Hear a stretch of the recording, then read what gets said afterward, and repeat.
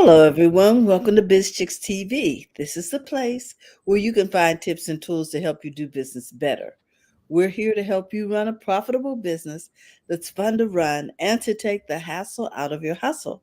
And today I'm here with my partner and colleague, Miss Francine Gregory, real estate entrepreneur and tech diva. I'm Terralina from California Cover Ups, and we're the Biz Chicks.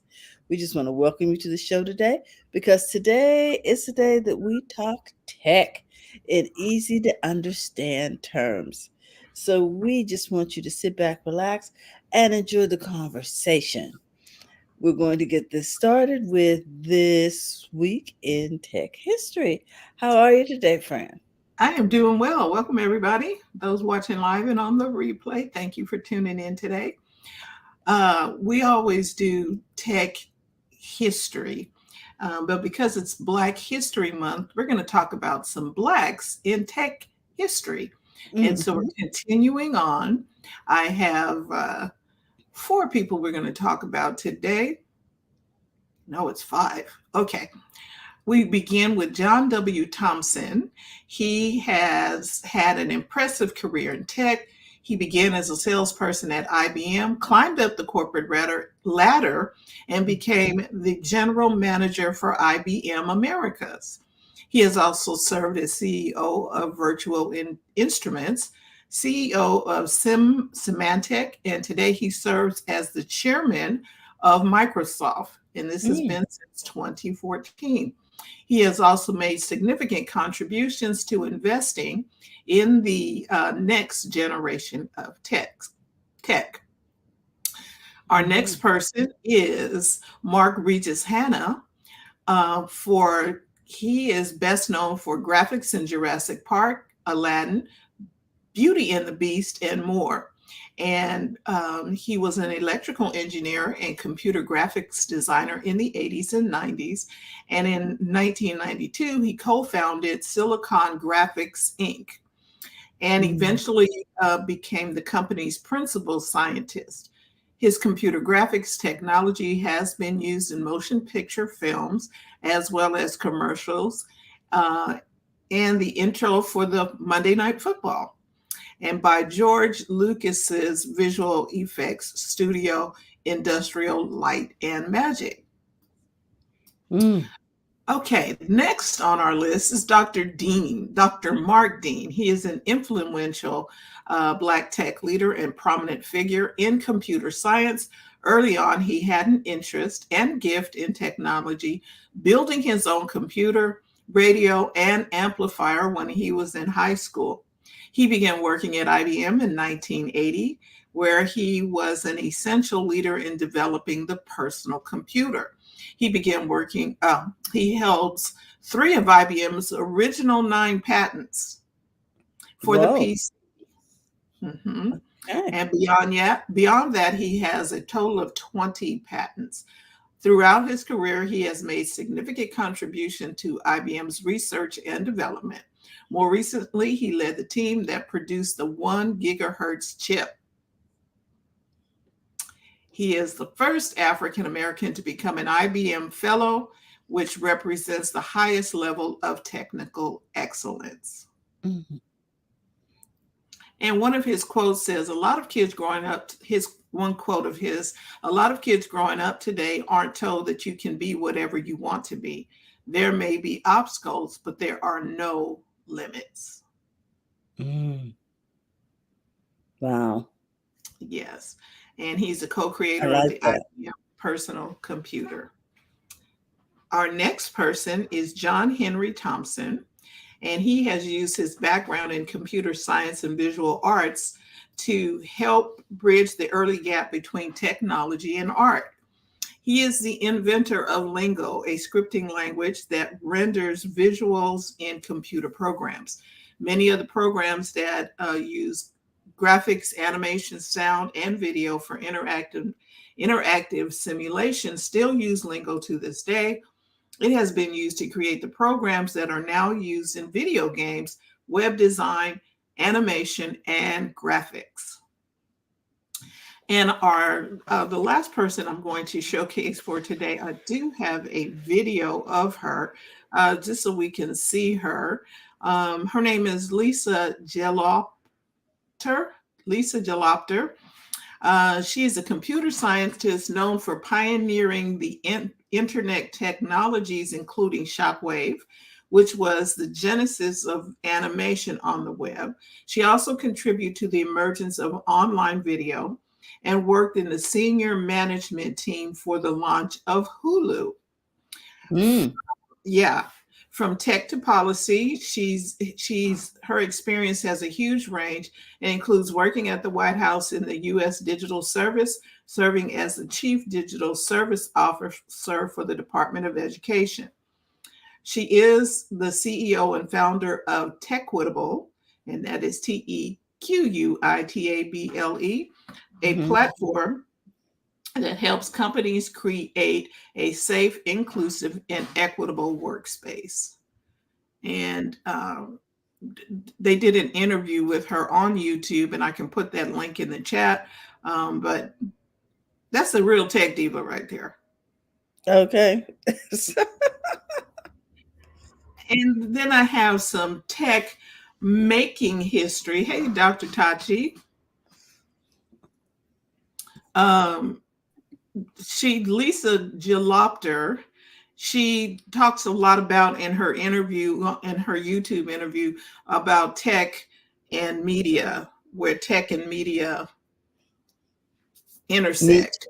Yeah, intersect, because like she's she was on the launch team for Hulu. She ran BET, some other things. So Mm. that's then Dr. Tachi's world. So I'm going to put her link in the chat, and so you all can get to know her a little bit. That is a tech diva, and I'm going to put it in the private chat for us. For sometimes we can't get it. So Lisa Jalopter. Yeah, I'm going to make sure. Hopefully I said that right. And then we are talking about tech making history over in got some things from Tech Brew. Um, this morning, Mark Zuckerberg had a Mhm. interview with the Morning Brew people about him saying some things about the Vision Pro. Oh, hmm. And as we've talked on here, the Vision Pro is not the same as It's not the the same product. it's not the same product, but he was saying, well, our product is better in terms of looking at it one to one. Our product is better, and I'm like, it's not the same. It's not for the same function, but Exactly. Which he which tried we it out, discussed. and yeah, and of course, people are going to hype it up like it's like, oh, he roasted the Vision Pro. He didn't quite roast the Vision Pro. He just said his product was, more affordable and better. But as we all have talked about it here, it is for a different use. And that story is over on Morning Brew, and I'll put the link to that interview that they had. And I was like, yeah, you got to compare apples to apples and oranges to oranges, because Mm. that was not it. I don't, you know what I mean? You weren't, Yes. that wasn't, you you don't use the Vision Pro not necessarily to go into the what is it, into the metaverse. Metaverse. Yeah, that's not what that was for. The Vision Pro is a spatial computer. It's mainly for you to do your work. But anyway, May I? yes, Yeah. please do. Well, good. Can you hear me, first of all? Yes, Yes. we can hear you We well. can hear Okay, you. good. Good. Because sometimes I don't put the microphone like right up to my mouth. And Hmm. yeah, so I want to make sure. So good to be back with you all. And It's so good to have you. Yes, yes. I've been just on a shooting rampage. That doesn't Oh, sound good. good. I've been recording. Yeah, you have to Mhm. be careful what words you use these days. So I've been recording. Yeah, I've had a lot of video shoots. So eh, always on a Friday.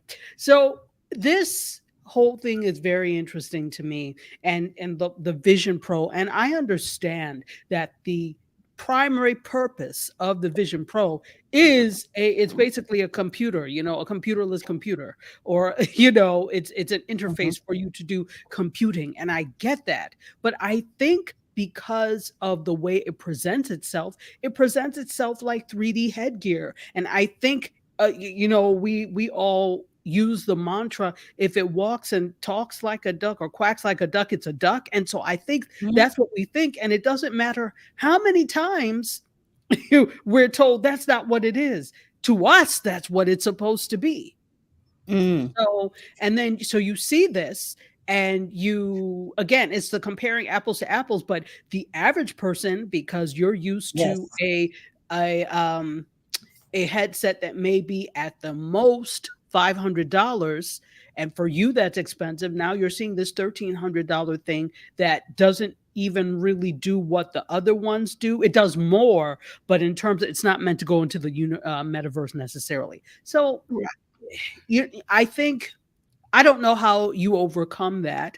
I think there needs to be more of a, even during the event. And I watched, during the event when they talked about the Vision Pro, it still wasn't necessarily clear when they I explained agree. it. I agree. There's an assumption made when the form factor looks a certain way, you presume it's the same product. Exactly. Otherwise, why make it like that? Hmm. Hmm. I think that's valid, and I presumed the same thing. I presumed it was for gaming because it had the goggles. Till I was better informed. And see, you only get one time to inform us. I'm not going to listen to you again. So you better do a good job the first time. Yeah, and I'm saying this as, the masses. Not that I speak for the masses, but people are so busy these days. I don't have time for you to explain again. No, no, no. What I really meant, nope. You should have taken that time the first time to explain it well. And I That's think, that's really well stated, Dr. Taji. Go ahead. and Because I if it was just looks like gonna, a refrigerator, I'm going to assume it's a refrigerator. yes, yeah, this wasn't marketed to the masses, at least not yet. It's Hmm. not for the masses right now. Yeah, It's no. for developers, and this is for developers and other people who will pay the asking price. This was not geared for the masses quite yet. No, you're absolutely right. But here's the thing: they make such a big deal during these Apple events, and the Apple events are marketed toward the public. And so you think that, and listen, people don't listen. What developers? I don't care. Even at the Worldwide Developers event, they're looking at the actual hardware. They're not listening to what this could do for developers. They hear maybe developers, this will be available to you. They think it's for Mhm. them. And so, again, I don't know how to overcome that, or if it's anything they even care about overcoming. But if they're looking for this, the key thing is this is going to be a consumer product. Their sweet spot is consumer electronics. They don't give I shouldn't say they don't give two damns, but they spend less time on software, they spend less time on other things, and more time on consumer electronics, because that is where they make the money. Mm-hmm. Well, and there we have it. Tech making history. And then today we were talking about Blacks in tech history. And that is what I have for you all. All righty. Thank you so much, Oh, and friend. by the way, I did try out I think I said this last week. I did try Yes. out the Vision Pro at the Apple store. It is amazing. It Well, we really is might have to amazing. take I a was like, field trip. yeah, I got to sell a couple of houses to buy one, but And TJ said it was amazing. Yeah. So I just think the whole idea of having a computer without a form factor to worry about or lug around, or so wherever you are, there it is, bam, on the Yes. wall in any And kind of space. and yeah, TJ was talking about it too, that it has to get to the point where we're not wearing the ski goggles. Mm-hmm. Mm-hmm. Yeah, we cannot be wearing the ski goggles all the time. And I think that's why I don't go into the metaverse that often, because when you go in, you got to put the goggles on, and It's a lot. yeah, It's and like getting dressed for space. they want to go to Mars. How do you got to dress for that? Well, but did you volunteer to go to Mars? Well, No, some you people did not. go. I don't know. I'm not going to clean up this planet. Let's just, if we clean up our room here, we don't have to buy a new house somewhere else, right? Okay. Isn't that true? Isn't that true? Woo! Yeah. Okay, so Terry, you are up. Okay, I got a couple of things I want to share with you. You know that it is Black History Month, and I I like to research things involving medical breakthroughs, and they have had a major breakthrough for sickle cell anemia. Wow. I know, which inherently is a disease common among African Americans. And it's my understanding there are almost over 100,000 people suffering with this, and it causes chronic pain, and there's technically no relief for it. So, Robin Roberts had an interview the other day concerning this whole subject. So, let me see if I can bring that interview up. Share my screen and see if can you guys see that? Yeah. Okay. So let me start. Important news for Black History Month. Sickle cell disease is a rare condition that impacts about 100,000 Americans, with African Americans the most affected. Now, a cutting-edge gene therapy is offering new hope in combating this painful disease.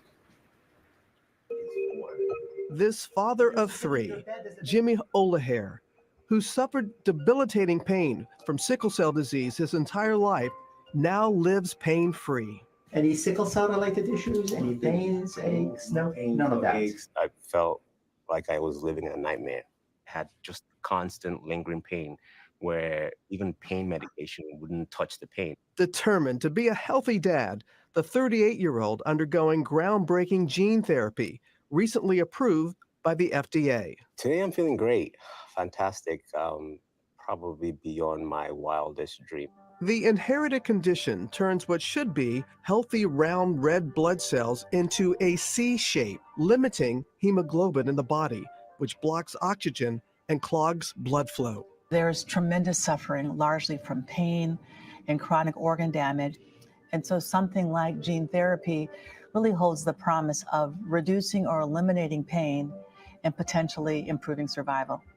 A medical revolution in the making, transforming the lives of sickle cell patients.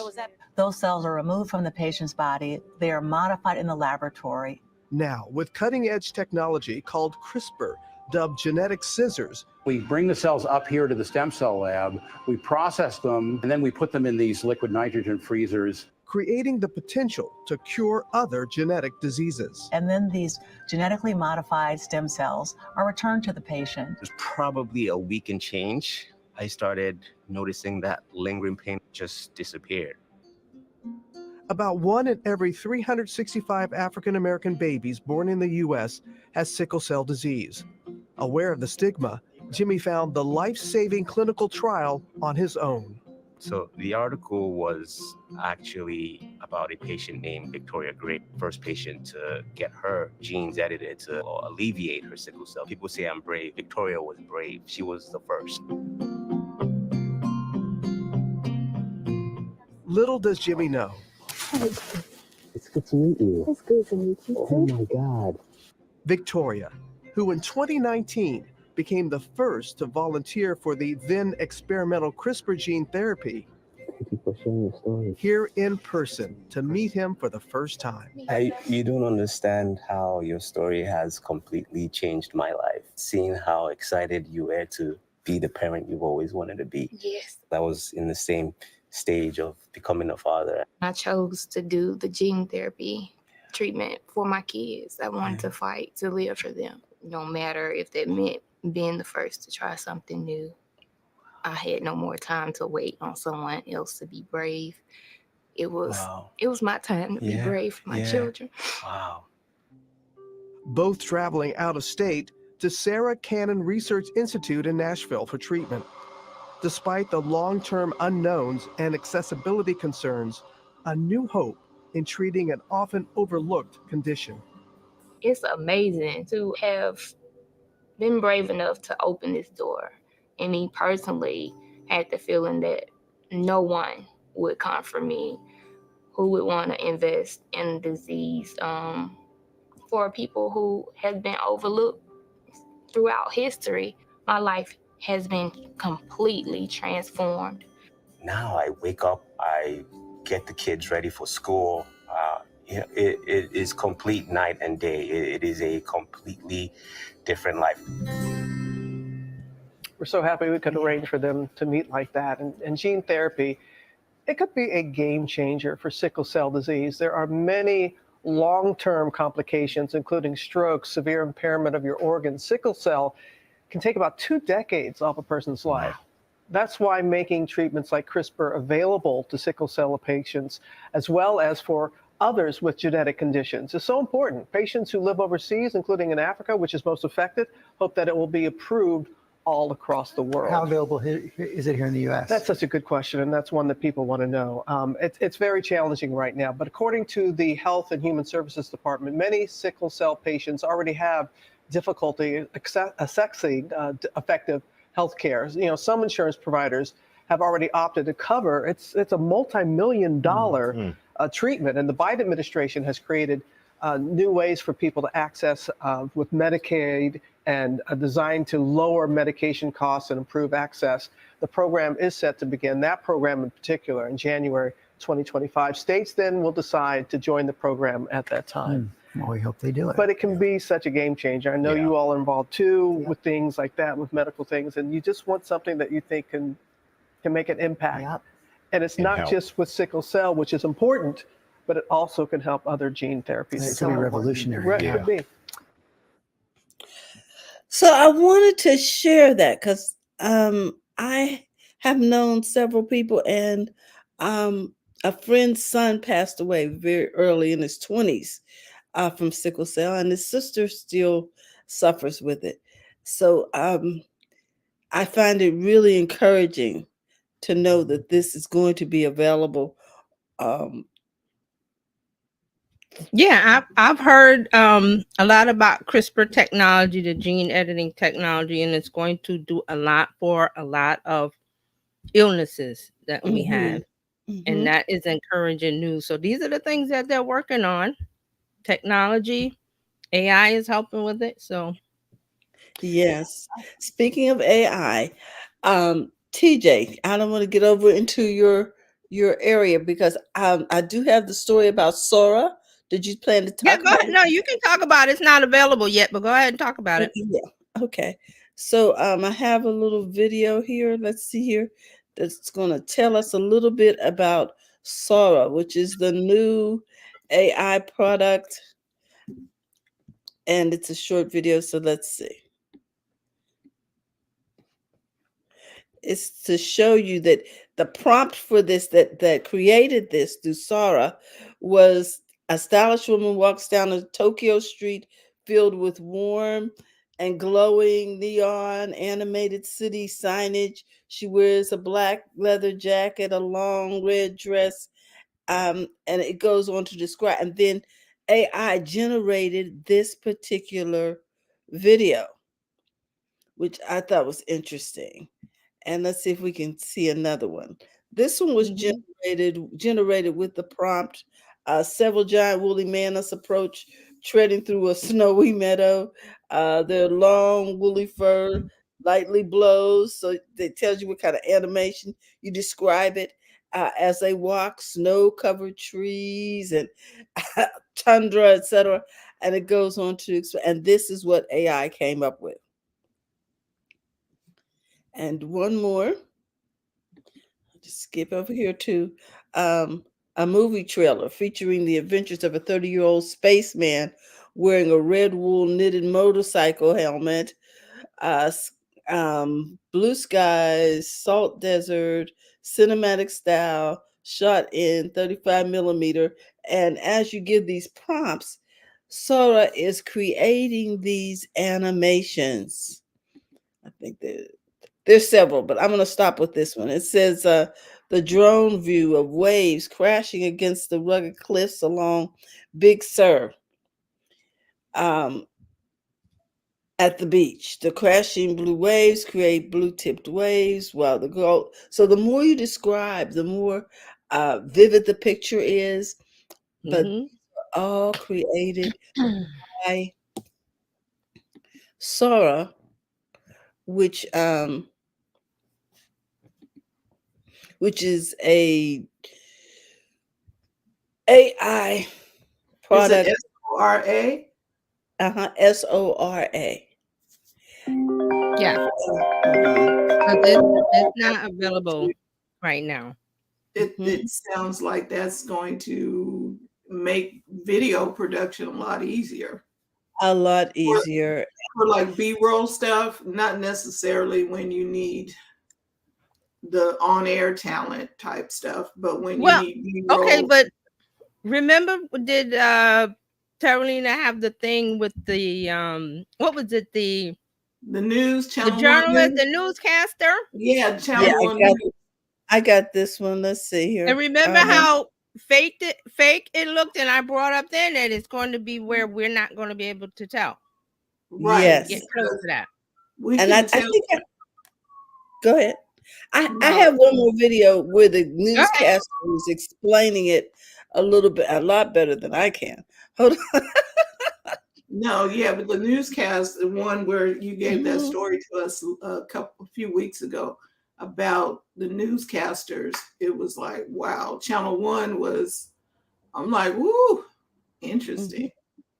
So here, Channel One, where it's all AI. Now, see, OpenAI said they're working it's from a new tool just announced a few hours ago by OpenAI called Sora. All it takes is typing in a short text, a prompt, and in minutes it spits out a 60-second video clip of pretty much anything you can imagine. Brian Chung is here to break this all down for us. This is cool, Brian. I mean, it could mean millions of people, though, could be out of work, right? Because who did all this video and what kind of an impact might it have on the jobs market? Yeah, I mean, it's really mind-blowing. Some other video that we saw was of a woolly mammoth in a tundra. We also saw a little monster lighting up a candle, and none of it was done by any animators. All you have to do is enter in a text prompt, you hit generate, and it creates what you see in front of you. Again, nothing was shot in this case. It's all AI generated. And obviously, this is of concern in Hollywood, where you have animators, illustrators, visual effects workers who are wondering, how is this going to affect my job? And we have estimates from trade organizations and unions that have tried to project the impact of AI. 21% of U.S. film, TV, and animation jobs predicted to be partially or wholly replaced by generative AI by just 2026, Tom. So this is already happening. And I have to also point out, this tech is from the makers of ChatGPT, so very much a big technological jump for that company. Yeah, but scary. I mean, Brian, what if I typed in right now, I want Brian Chung to tell me about the stock markets, and then I want him to walk down the street and buy a Starbucks? You wouldn't need me to do that. It might, and you wouldn't need to do me. But here's the thing. There are some things inside the announcement today that came from OpenAI with regards to the way that they would protect you, for example, using my likeness. So usage policies that they already have in place, the company says, will reject violent or hateful images, sexual content, celebrity likenesses, IP of others. They also say that they're engaging policymakers, educators, and artists as they develop and test this technology, which, by the way, OpenAI tells me they don't plan on releasing to the public anytime soon. But regardless, even if they say that, what we've seen is that in practice, it's hard to stop. The issues with the deepfake porn, for example, with Taylor Swift's likeness, just illustrates how difficult it is to police these things. With video, it's very much an issue. Yeah, and you got to worry about the impact on elections. We're already seeing AI used in fake election campaigns. You got to worry if it's going to get this sophisticated. You can't tell the difference. Where is this headed? I got 10 seconds for you. Yeah, and that's the thing where they're trying to consult, again, policymakers and industry groups. But what that yields in the long run, it remains to be seen. But again, not yet released to the public. But at some point, it very much could be very prevalent in the entertainment industry and beyond, Tom. Okay, so there you go. And this for me is just where you're going to learn how to pivot. You got to learn how to be the one putting in the prompts. You have to be the one. You're going to need to do something different because, okay, what do you call it, Terry? The buggy whip. We ain't using it no more. That's what I was just gonna bring that up. So when they invented the Model T Ford, the buggy industry was scared. Rightly so, because today, where is the horse and buggy industry? They have horses in Central Park. Yeah, we got horses. We ain't got a Central Park, but we do have horses. Right. I think in Disney World or somewhere you can ride the horses. The carriage. There'll be pony rides at fairs. Pony rides. Yeah. But this is the same thing between horse and buggy and the car. Who wants to ride on a horse and buggy today to get to work? Not I. Not I. No. This is what it is. I am saying that this is on the edge of trepidation, yes, but it's also cutting edge technology. It will not be stopped. Did anybody stop the car? Did anybody stop the steam engine? Did anybody stop the telegram? Did anybody stop the typewriter? These are the kinds of tools that made life easier, right? Yeah. And made it easier to create things. Now, I'm not saying that this is not going to be used for evil, for nefarious, for a typewriter could have. Yeah, I'm sure a typewriter wrote some crazy. Look at social media. It started out as something great. The this and that, and now there's the hate speech and the this and the that. It's the screwdriver. Now, the one thing that if you're a business owner, this should be wonderful news to you. Why? Because now you can type in a sentence or whatever, and you get a video. Yes. Now, it's not going to be great, or it's not going to be War and Peace, or it's not going to be Titanic or Avatar. No, it's not going to be that. But for content, it's going to be good enough to get your message across and get attention. Because that's all you want. Now, Hollywood, I feel for you, baby. Well, you know what? I don't feel for them, and let me say why. No, I mean, wait. I don't feel for them like you're. I don't feel bad for them. I'm like, this is the change. I mean, I'm not on their side, but go ahead. Good morning, it was. Hey, Yolanda. Hey, Yolanda. Yeah, I do not feel for them, and it's not that I am anti-Hollywood. It's that Hollywood is anti-progress, and most industry is anti-progress, and this is why. And this shows you. Let me say most industry in the United States. I am not talking about any place else because we can see in other countries where they have fully embraced things. Dubai is not Dubai because they're trying to prevent others from succeeding in certain spaces. But that's what we do here because we're so money conscious and so money hungry, and also not a whole heck of a lot innovative on our own. So because the only people that are like bothered by this are the people that are not that innovative on their own, and they only have one trick in their bag. And so because of that, they have to stop all the other new tricks from coming because I don't have any other tricks. So the only way I can win is by stopping you. That's not our fault, mon frère, mes amis. Be better. Be excellent, to be more excellent. So this just says to you, all right, well, like you said, Fran, if I cannot get past this whole thing, then how do I become the best prompt engineer when it comes to these things while still honing my skills? I can still incorporate what I do, but guess what? I can incorporate what I do and layer prompt engineering on top of that and see what I come up with. But no, you want to march because all you have is one trick. Montfrey, that is not my fault. And see, Hollywood has been doing it. Hollywood has had the monopoly so long. They don't know how to give up control, and that's why we had all the writer strike and the actors and all that. And that's what I mean. Like I don't feel sorry for them, but I'm like, you can't stop the tsunami. Hollywood Well, is here. look, So y'all all getting wet. y'all Get didn't want to used to it. share the profits. Y'all didn't want to share. Y'all wanted to gatekeep. Y'all wanted to. Now it's The in the profit. people's hand. Yes, and I would be the engineer, or I would be the person who understood how to create the video and do it for other companies, smaller companies who are cooking the cookies and doing their thing, and they don't have time to get over here, but I can do that for you. Yeah, I can be a producer.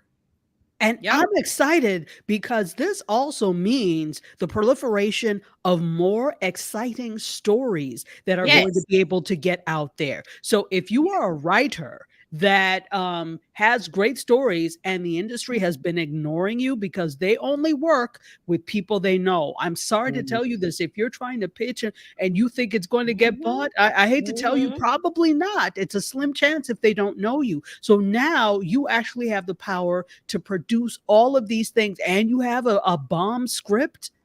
And you now have the tools to go direct to your audience, and you don't have to go through production companies that think that's why they're scared. This is exactly why they're scared, because you don't need them anymore. That's your fault. That's your fault, which you made yourself like that. It's time for the creator, the small creator. The creator economy is here. No one can stop it. Like Hollywood wants to stop it, they can't. They're trying to gatekeep, they can't. We all have phones. Because people keep getting out the gate. It's like, you got one of these, you're ready to go. And it keeps getting easier and easier. I just love right by the gate. Just move the gate out the way and just go. You don't have to wait. What Spike Lee did, what She's Gotta Have It, and they talk about all that in the credit card and the camera. I can do it with this. Everybody and the market is saturated with these. And we don't want to see the Fast and the Furious 75. No, because oh my gosh, because with that phone, it has cinematic mode on the phone. Yep. Now you can get fancy and get an external mic with the little windsock and the lights. You can do that. And you should. Your production value, but you don't have to. Please. You don't have to get your message across, and that's what counts. For instance, if you're developing some kind of advertisement, or you know what I mean. But so let's talk about that. Even that, and I'm going to tell you because we're looking at it through our eyes of we've looked at television, we've looked at media, and how it comes up. Gen Alpha doesn't care about that kind of stuff. They don't even want a big screen TV. They are used to this. So this is all that matters to them, Alpha and Gen Z. They don't care about that kind of stuff. They want to connect with you. They want an experience, and they do it on that phone. That's how it is. That's where media is now. So it's through the eyes of that group because they're coming up in the ranks. 18 to 34 is what the advertisers like. Whatever that group is doing, it's going to reflect on the older generation. So and you don't have to change over. I'm just saying that when you look at your TV, you're going to see TikTok stuff. They're already doing commercials that are TikTok style and stuff. Where does that come from? They're showing this, and they don't care. They're showing the phone with the TikTok. They don't care.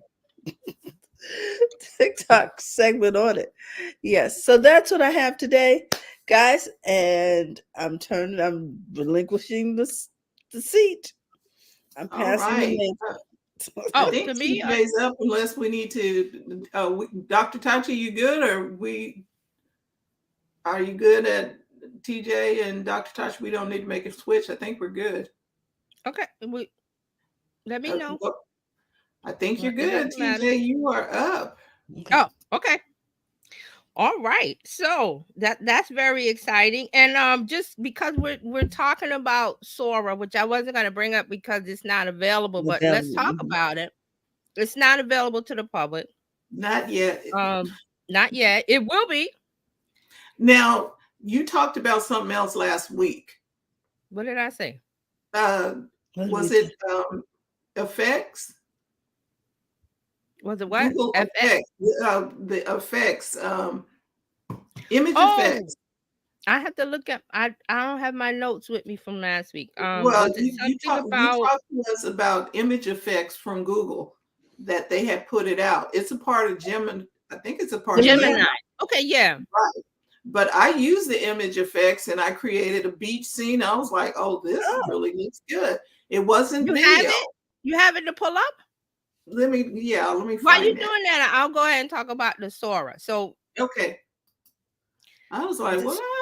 So this is the thing, like the journalist said, the guy in the news said, it's scary. Yes, it is scary because we are now in this area of where you don't need a camera, a studio, you don't need Premiere Pro or any of that. All you need is the idea, and you type the text in and it does the rest.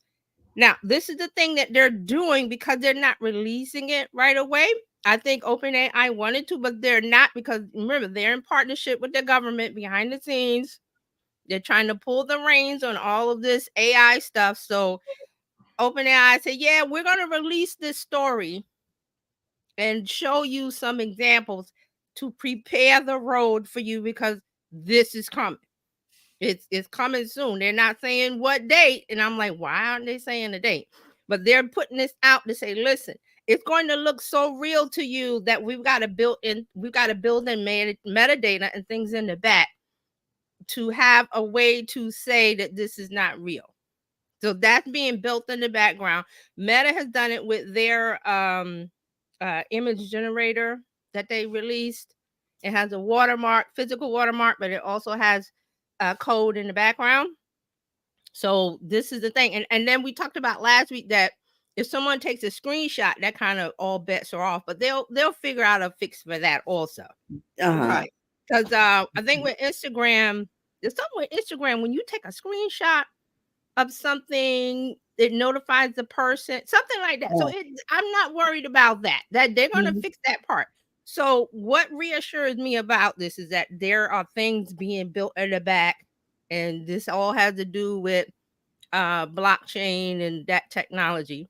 You expect to see more of it. So there'll be a way. And then I love that the guy brought up the political factor, because they're all looking at this now. Meta is looking at it because they've got to put some things in place, because the election's coming up and people are going to do all of these crazy things. It's like everybody's got a magic wand now and Harry Potter, and they're just waving this thing around doing all kind of crazy stuff. Okay. So no checks, no balances, and the whole and protecting those, what they call them, personal images of celebrities and things. Yeah, but see what's coming up, and I always look at what they're doing with the younger crowd, Gen Z, Alpha. They're teaching them to not believe what they see, whereas we were like, video was the ultimate text. Like, but they did try to teach us in school that, you know, advertising is just advertising. Right, but I'm not talking about advertising. I'm talking about video. I'm thinking of George Floyd. I'm thinking of what was the thing in LA, the riots years ago? Rodney King. Rodney King. If it wasn't on video, we wouldn't have believed it. And it was on video, and you trusted it because that was video. There was no AI back then. That's what I mean. Whereas now these kids know that they cannot trust what they see. Images, video, they can't listen to politicians, they can't listen to media. That's why they don't believe in the media. They don't trust the mass media, because they know that stuff is fake. So they're coming up with that idea. So then we have this emergence of this group that we believe in video. This is scary. You have the younger group that goes, we're not afraid because we already know this stuff is fake. They come up in a world of not having a foundation of a family, you know, divorce. I don't want to get into societal stuff, but they're already on shaky ground. So it's not a earth-shattering thing to them, whereas we came up differently, and this is kind of earth-shattering. So you have those two groups that they have to come together somehow. So that's what I'm saying. That this video thing is happening, and I see the silver lining. Like Dr. Tati said, I'm happy about it too, because for business owners, this is going to be your entryway into messaging that gets attention. To what? Get attention, get customers, build a community, have a business that grows, whether it's social media or not. So that's what I'm saying about this Sora, when it comes out. Just this is to get us prepared for, wow, we can't trust video anymore unless there is some technology in it that says this is real, this is fake, because our eyes are going to trick us. I think I but have not the younger crowd. I have my, let me see if this is going to share. Tell me what you see.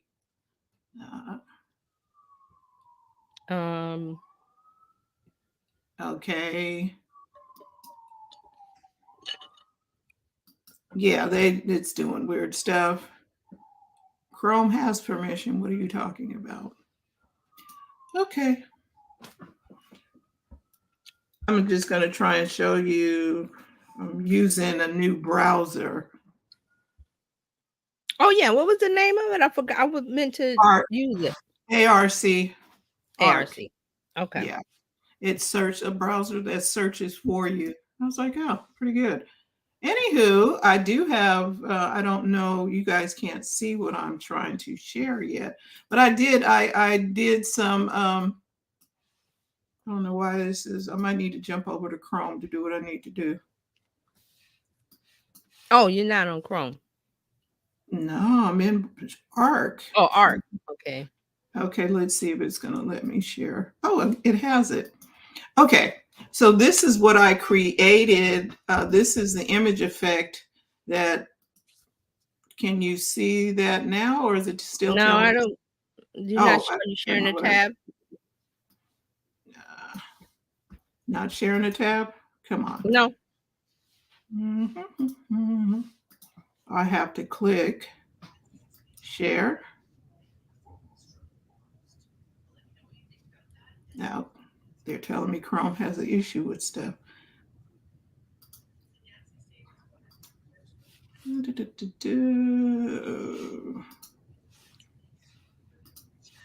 Okay, here, share, go here, do that.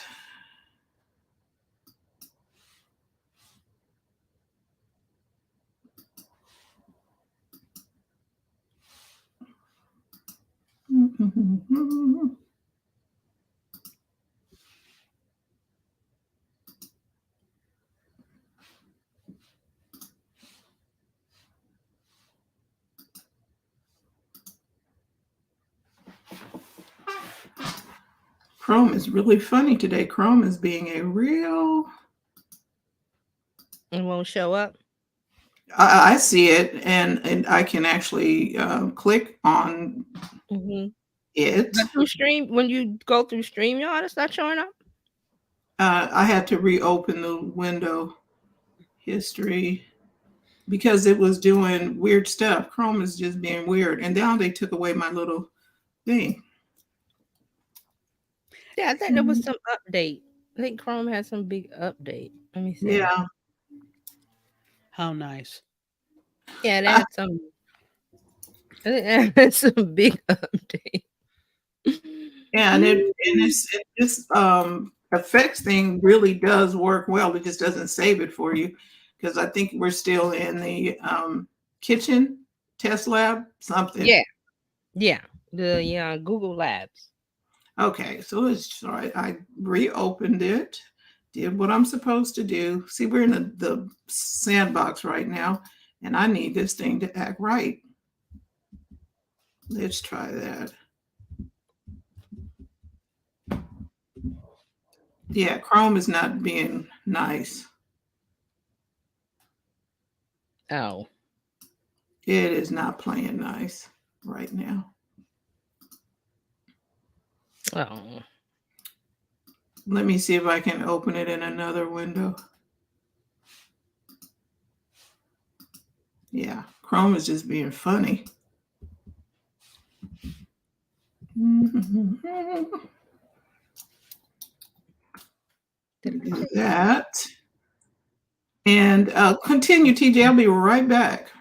Oh, okay. All right. So I'll just go on since we're talking about OpenAI. Now this one, wait, let me get over here.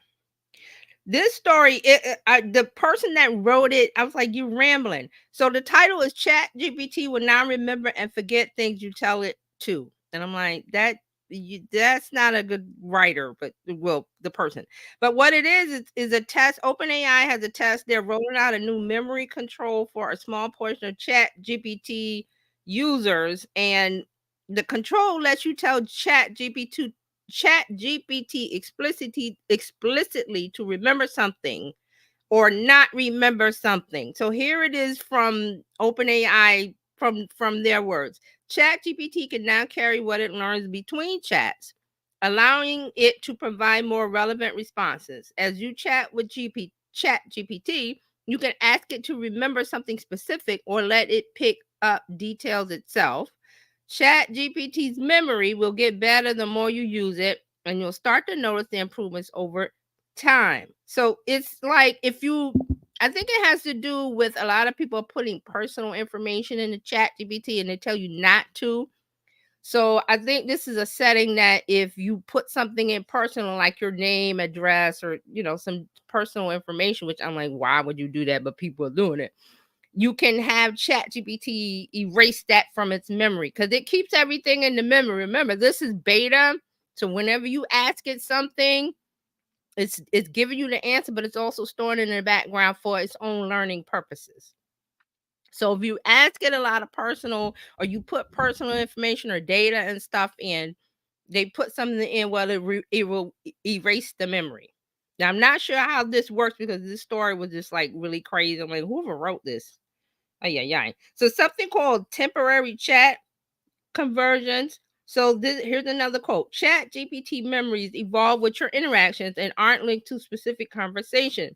Memories like chats with GPTs are not shared with GPT builders. Now that has to do with the GPTs because here we're getting confused. There's Chat GPT, the general part, and then you can write a specific GPT for yourself or for someone else to use. So they're saying that both instances, you can erase the memory of personal stuff that you put in. Does that make sense? I know it doesn't because this story was like crazy.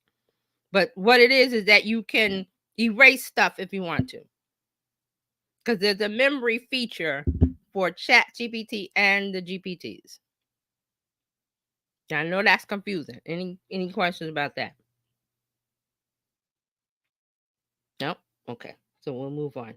YouTube now adds new music remix option for shorts. So they've done this because why? Well, TikTok did their thing with Universal, and now all those artists' music isn't there, and my phone is ringing.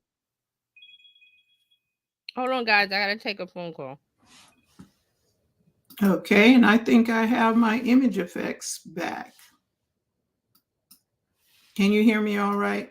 Yes, we do. All right, I think I can share this now. Let's try that. Can you see my screen now? Yeah.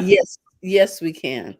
Okay, so I put in a prompt. I want a beach with sun reflecting off the water. And this is what I got. Let me see. Now I'm going to share with you another image when I did it the last time so we can see it up close and personal. Okay. So that's all I wrote, and it generated that. And I was like, oh, this is pretty good. Let me share again.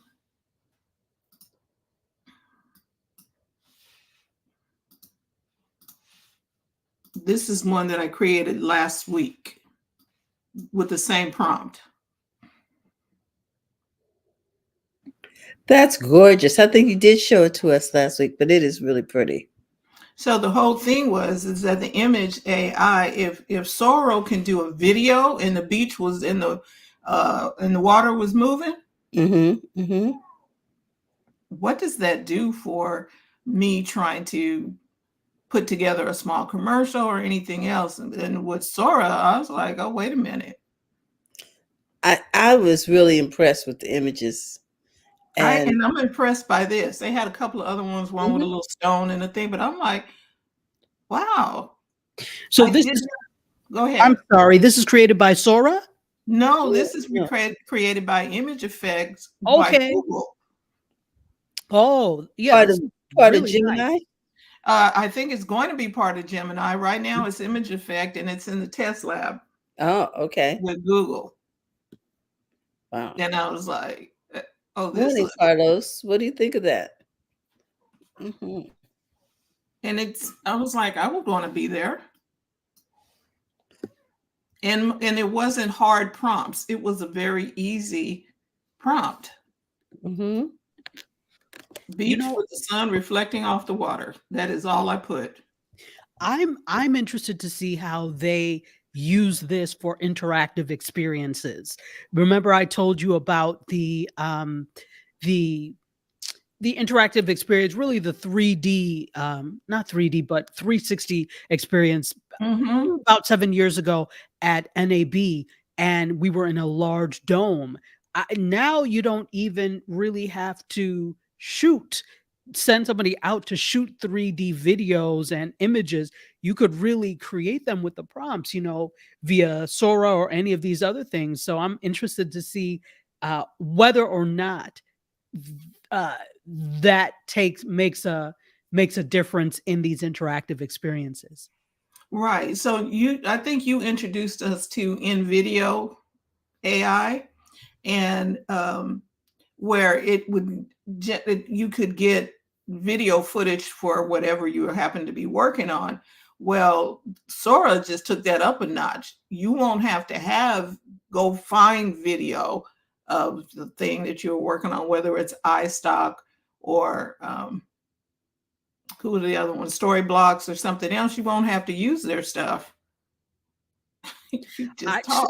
I'm waiting for that to happen because it's especially so I could, being that I live a mile from the beach, I could go and shoot footage to use for anything that I need for clients, etc. However, when I get in the mind to do it, I'm like, yeah, I don't feel like going to do that. So more often than not, I end up using like stock footage. If I haven't shot it myself, if I need just a little bit for that type of thing of like Fort Lauderdale Beach, but it's so limiting, in terms of the things, because I'm like, okay, I've used that before. And I just need it for like little things. Whereas you can create infinite angles, infinite areas of Fort Lauderdale Beach by using the AI. Using the prompts. Carlos has a comment here. He says, have you guys seen the updated feature for virtual tours using Google Earth, where you can actually have your camera go between the buildings in the city? Oh, I have not. I must try that. I'm telling you, I'm like, ooh, city tours taking on a whole new thing. And let me tell you, my sister and I, that's a thing that we do. We will sit on the phone and say, hey, go to such and such. And we will look at things like on Google Maps, and we will like go on a whole tour of cities and see those things. So that's right up my alley. Right. Then Carlos says, then use what looks like drone footage that you've never flown for a video production. See, that's what I'm talking about. You don't have to break out the DJI digital camera and try and get it to fly over and do all of that. I'm like, what? And Google Earth can do it for you? See, that's what I was saying. We got the small business owner has the tools now to do those things without having, I don't have the budget for it. Yeah. So TJ, this was my beach scene. And this is the Google Gemini? Image Effects. Wow. This is the Image Effects. Okay. Which I think will become a part of Gemini. Put a quote on it. Put it on social media. Yeah, I was like, this. And then the video make the waves move, and there's your moving video, and put something on top of it, and there's your reel. Right. And then I was like, now see, Sora would make that a moving video. Mm-hmm. This is where we're going. And it is, I mean, this was November 23. We were just talking about Chat GPT and coming out for just text. Now we have supercharged and jumped over text, and we all in the images and footage and actual video. Yeah. Amazing. I want to check out the Google Earth, because I've been wanting to do Google Earth and be able to, because like now you can do Google Earth and it takes you down to a street level, but I want to be able to walk. How come I can't go to the Louvre right now? Maybe not go in it. Mm-hmm. See, virtually, you mean? Right. See, now if you're gonna have a headset Meta, I want to be able to walk through the Louvre. Just saying. And Google Earth was not in the Meta world.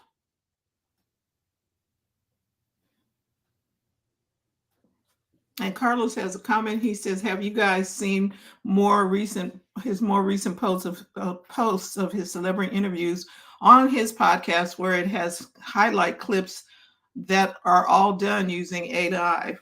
No, is it on Facebook? Where is it?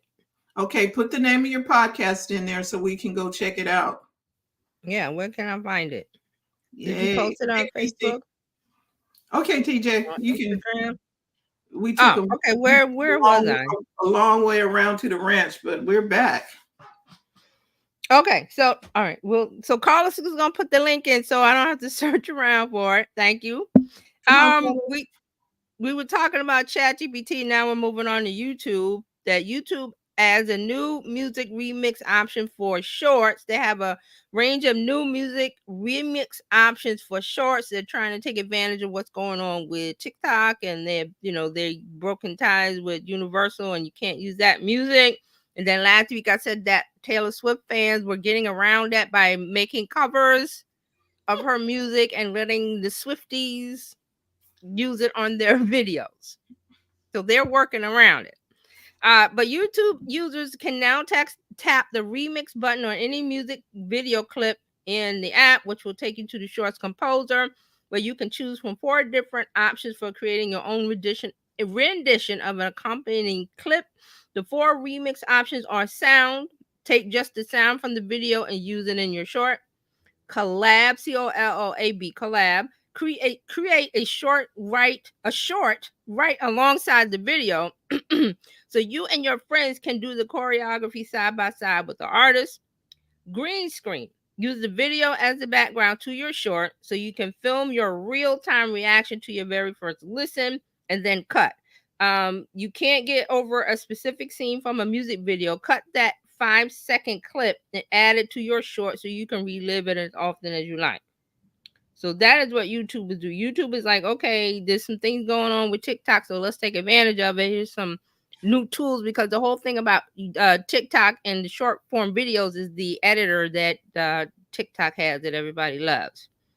They're jumping on that. And speaking of TikTok is testing an exclusive subspace where live creators can interact with subscribers. So they're having their new space called Subspace. It's in early testing and is designed to help creators increase their community engagement while offering subscribers an additional perk.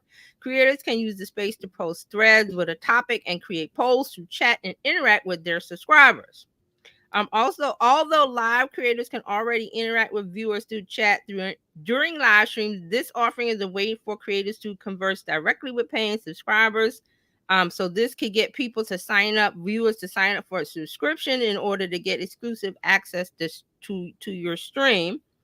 And what it is similar to Instagram's broadcast channels, if you've seen that. So it's like here's a separate place for subscribers, and we'll have another conversation over there. We'll have a more private conversation. I'll share things that I don't share publicly if you join this the subscriber side part of things in TikTok. So this subspace gives creators a new direct way to interact with their subscribers, and that's what TikTok is doing. Instead of trying to get the universal music back, they're doing that. Okay. Better get that Taylor Swift music. All right. Instagram adds people you follow filter for DMs. So this is what it is. You can filter your inbox messages to only messages from profiles that you follow in the app. It's people you follow option. You can prioritize DMs from only the profiles that you've chosen to follow. So here it is, a quote from Instagram CEO. We're adding a filter for people you follow because maybe you DM a lot of people you don't follow yet, negotiating deals, figure out collaborations. But sometimes you just want to focus the experience on people you know in order to make the experience a bit safer and more positive. Okay, so if you get a lot of DMs, you can filter it from, okay, these are the, brand deal, sponsorship, business, whatever. And here's the people I follow. Now, on the other, another part that Instagram is doing, they're testing carousel posts within the Reels stream. So this will allow users to post multiple videos and or still images in a single Reels post. Does everybody get that? With the Reel, it's a single video. But now they're allowing you to make it a carousel. So it'll be a video and it can be an image and they swipe through like a carousel. So they're testing this posting option with multiple frames within a single reel. So you'll be able to tell a better story or have more options. I'm not sure. There's a lot of things you can do in Instagram, a lot of places to post, and it can get confusing. Now, Meta is testing a new Meta verified comment filtering system on Instagram. So what this is it's going to allow you to have comments from people that are Meta verified, and you can filter only those people. So they're testing that. So it enables you to sort post comments based on algorithmic filtering or by Meta verified. So you can more specifically engage with users who have a blue checkmark account. So this is one of the things that they're saying, okay, if you pay for Meta verified, and they said they were going to do some engagement stuff, which they didn't do. But this Meta verified, you get the blue check, you prove who you are, and now you get top of the heap in comments on posts. All right. So I'm sorry. Could you go back again? I'm trying to understand this. You get top of the heap. Can you repeat that, please? Okay. So what it is a comment filter. So you can filter your comments, the comments, because right now they just come in, boom, boom, boom, boom, boom. There'll be a filter there that you can only see Meta verified comments from people who have paid for the Meta verification program. Was it $14.99 a month? So you could see those first. And I'm not sure it probably is because the comments are public. So you can go in and change that setting so only Meta verified people are on the top. Now, this is when I look at stuff, say there's somebody, I found somebody that's like 150K follow, whatever, and they post like 3-4 times a day. And when I go to their comments, I read a lot of the comments. Most people don't. They look at, when they open the comments, whatever shows up there, and they move on their way. They never scroll down to see more comments. And then right now the comments are like, I think it's like either time or the number of likes. Hold on, let me see. All right, so when I go so here's a post that says 460 comments, and when I go in, yes, it's by time, but there'll be a filter there, and I'm not sure if the person who owns that channel, or if the user, can tap where it says comments. There's going to be a little drop down that says Meta verified, and you only see Meta verified comments from people who are Meta verified instead of seeing everybody. Got it? But I'm not sure if it's going to be something that the person that owns the page can do, like a lock, or is it you viewing the page? That detail isn't here. because this is a test. So we'll see. Oh, I see, because I see a bunch of Meta verified on my feed. Everybody at the top is verified. Okay. Except for In this the one comment. person. Now this is the comments inside the comments. Okay. No, this is not in. Okay, I'm gonna go look in the comments. Just pull up any post and look at the comment, because right now it's time. It's time. Like whoever put the freshest one is on top, and then it goes down. But then this is for people who have a lot of comments. Like some people I follow, they have like thousands of comments. But most of the time, you go in, and I'm just saying, me when I go in and I tap here's one. You're only going to see a few, and then most people don't scroll past these 1, 2, 3, 4 to show up. See? Show us again. I'm the kind of person that what happened? Show it again. Oh, show it again. See that? See how there's only like 2 or 3 comments, and then you scroll. Oh, I don't want to do that. I don't want to like it. You see how you scroll? There's comments. Most people don't scroll. So Meta is saying if you're in this Meta verified, then you'll get to jump to the top of the heap. So in other words, you jump doing in front it. of everybody if you're verified, right? And so the but it's going to be an option. It's not automatic. It's an option. Either we will see a little toggle that says Meta verified, or the person that owns the channel will be able to do that. That's not in that specification. Which is not interesting, in the because does that take the authenticity out of comments? Because now you can have 3 or 4 people verified that are constantly at the top of your feed. Well, that's the thing. If you pay for Meta verification, which they want you to do, this is one of the perks. Remember, so all 4 of us would have verification, and we just go in and we're just commenting. Remember that when people were in groups and they were doing, likes for each other, and it just, you know what I mean? No, it's not going to be like it. This is a perk to get people to join Meta verification. That's how I see it. That's how I see it too. But I can right see now how it they're could not be giving me manipulated. anything. They're not giving me anything for $14.99. But they are the people that are using Meta verified are getting something, because they are the people that are getting scammed and spoofed, and their images being stolen, and their copycat profiles being made. And it's not just famous people. Really? There's somebody I follow, and they want to protect their brand. Like if they're doing business stuff, they want to protect their brand, because they don't want somebody who's not paying attention to go to the fake profile and give them money. So if you're verified, you tell people, I'm verified. So if you don't see that blue check, it's not me. A lot of people in that boat, business-wise and influencer-wise. So they pay for it. But someone I'm not paying for that because I'm not in that boat. But here, Meta is going, okay, here's another little perk.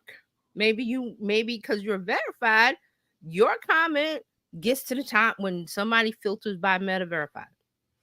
That might be an incentive for somebody to join. And remember, this is $14.99 a month. Once you stop paying, that blue check goes away. I'm just saying, Meta's trying to make money. Meta's a business.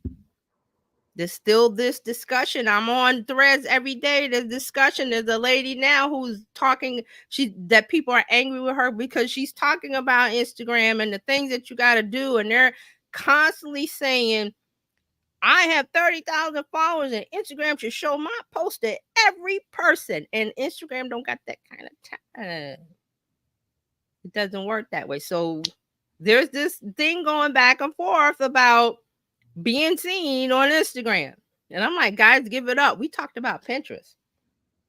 But this is a discussion that's going on. For some reason, Instagram is that, show my post. And Instagram going, pay me money. And I'll show you. I'll show your stuff. Okay. Meta's not a charity. Facebook's not a charity. They all started out as businesses. It's capitalism. It's not fair. But what do you do? That's what we talk about. What can you do without paying them the money? There's lots to do. You can even walk away from them. Just saying. But there's people getting angry about that. Okay, so one more from Instagram. Instagram adds video cutout option to create animated stickers. Now they have a custom sticker option. I believe it's in Reels. And you could take a photograph and it would cut out, like if it's you and a bunch of stuff in the background, it will cut you out and you can use yourself as a sticker. So now they're doing it with video. You can make a GIF or a GIF, however you pronounce it, of the video, and you can share that on your stories. So now instead of just photographs, it is now video. So this is in their custom sticker option. You can create animated stickers from any video clip posted in the app. And you can use it to create a sticker from a post the creator has posted publicly. While you can also use it, seems like, from a video that's in the app that you don't own. So there's some things about the user who posts the video has an enabled permissions for other users to create cutout from the content. Okay. Now let me see. I think. Carla, that is it. Question. Carla says, is getting verified a tax write-off? Good question. I don't know. It depends on if it's a business account. I think it would be. Sounds like it to me. I'm not interested in MetaVerify unless they say, and they said this at the beginning, oh, we're going to push your content to the top. And then they took it back and they reneged. And I was like, I'm not giving $14.99 just to have a blue check. I don't care about that. So that's for something the business owners who are doing MetaVerify, maybe that's something they need to look into. Maybe they can. I'm not sure. But that's all I have today. The light week, social media news and updates. Yes. Then it's Dr. T. Dr. Tachi is in the building. I am. Hold on just a second. Carry on. Hold on. Sorry. Okay. Oh, no worries. We could talk about this isn't social media news, but I read a story yesterday that people are returning their Vision Pros. Oh, are they? So isn't there I think there's a 14-day window or any product you buy from Apple, you get 14 days. Okay, and then now the reason why they're returning it is not they love the product, it's giving them headaches. What? Headaches because they're wearing this too long. Pressure of the goggles. Yes, and we talked about that, right, Fran? We talked about the different strap. You have to change the different straps. Carl's got jokes. He said influencers can't afford Vision Pro. I think they posted this as a negative, but because the headline drew me in as a negative, but when I read the story, I was like, oh, because these people are wearing it too long, and I suspect that Apple is designed this way to keep you from wearing it 24 hours a day. And they tell us on our phones, your screen time is up, so they don't want you wearing stuff 24/7. And there was one lady on her YouTube or something. She said, I've had it on for 5 hours now. I don't think you're supposed to be, even with the MetaQuest, I do maybe 2 hours inside and I'm out. That was in the story. Yes, that was in the story. That it's not just, like I said, the title made it seem like it was a negative. Like, oh, people are returning their Vision Pros. And I'm like, well, let me investigate this stupid story, and found out that it's because people are getting headaches and because they're wearing it too long, and you're not supposed to wear it forever. You're not, they said an hour. I've heard people say an hour or two and then take it off. And I don't know that you'll get invested into this thing and wear 24/7.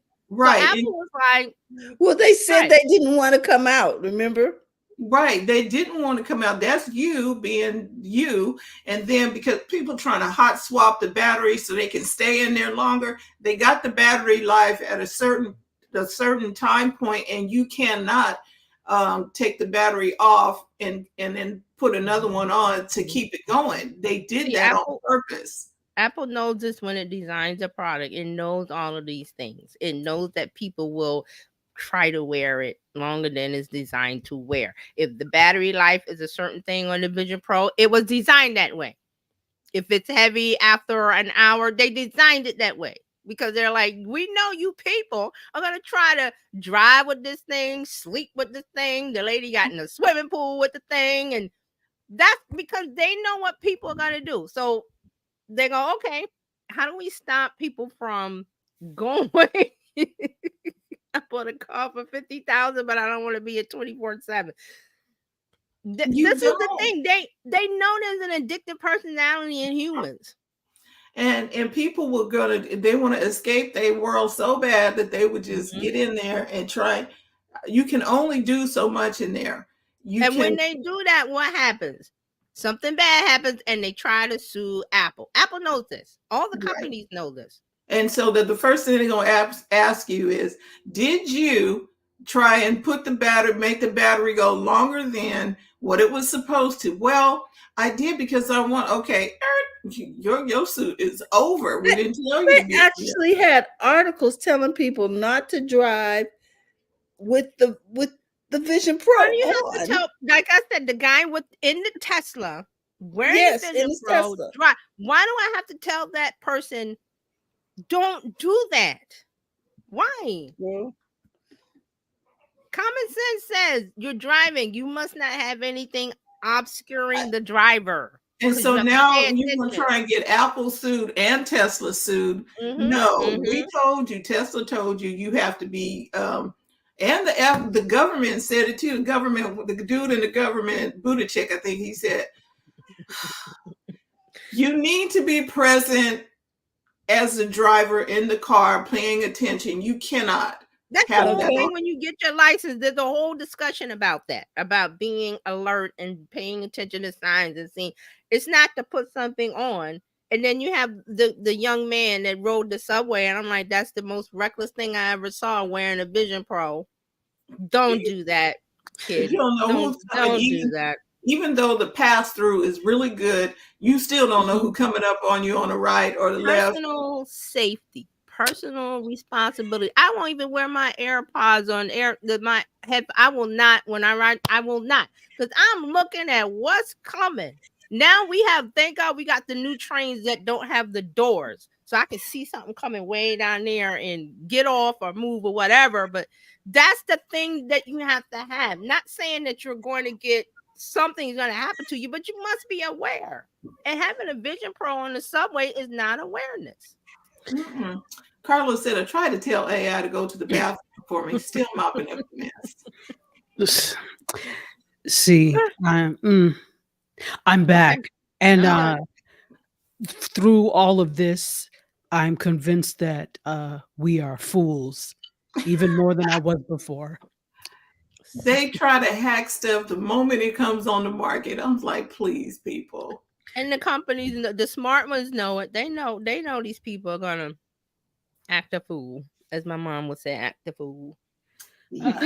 I just don't get. Maybe some of these people live in places that don't have things going on. I don't ever want to be impaired by anything. That's why I still, you all see me when I run things. I wear my headphones one ear on so that the other ear is, if I need to run, I can run. I never am fully immersed in anything. Like I may, if I'm video editing and I need to hear the sound, the clarity of the sound, I may for a minute put it on both ears, my headphones on both ears, so that I can hear that it's resonant and it sounds good. Then I immediately take it off. Mean, it's also my ears get hot from that, but also I need to be aware. Yes.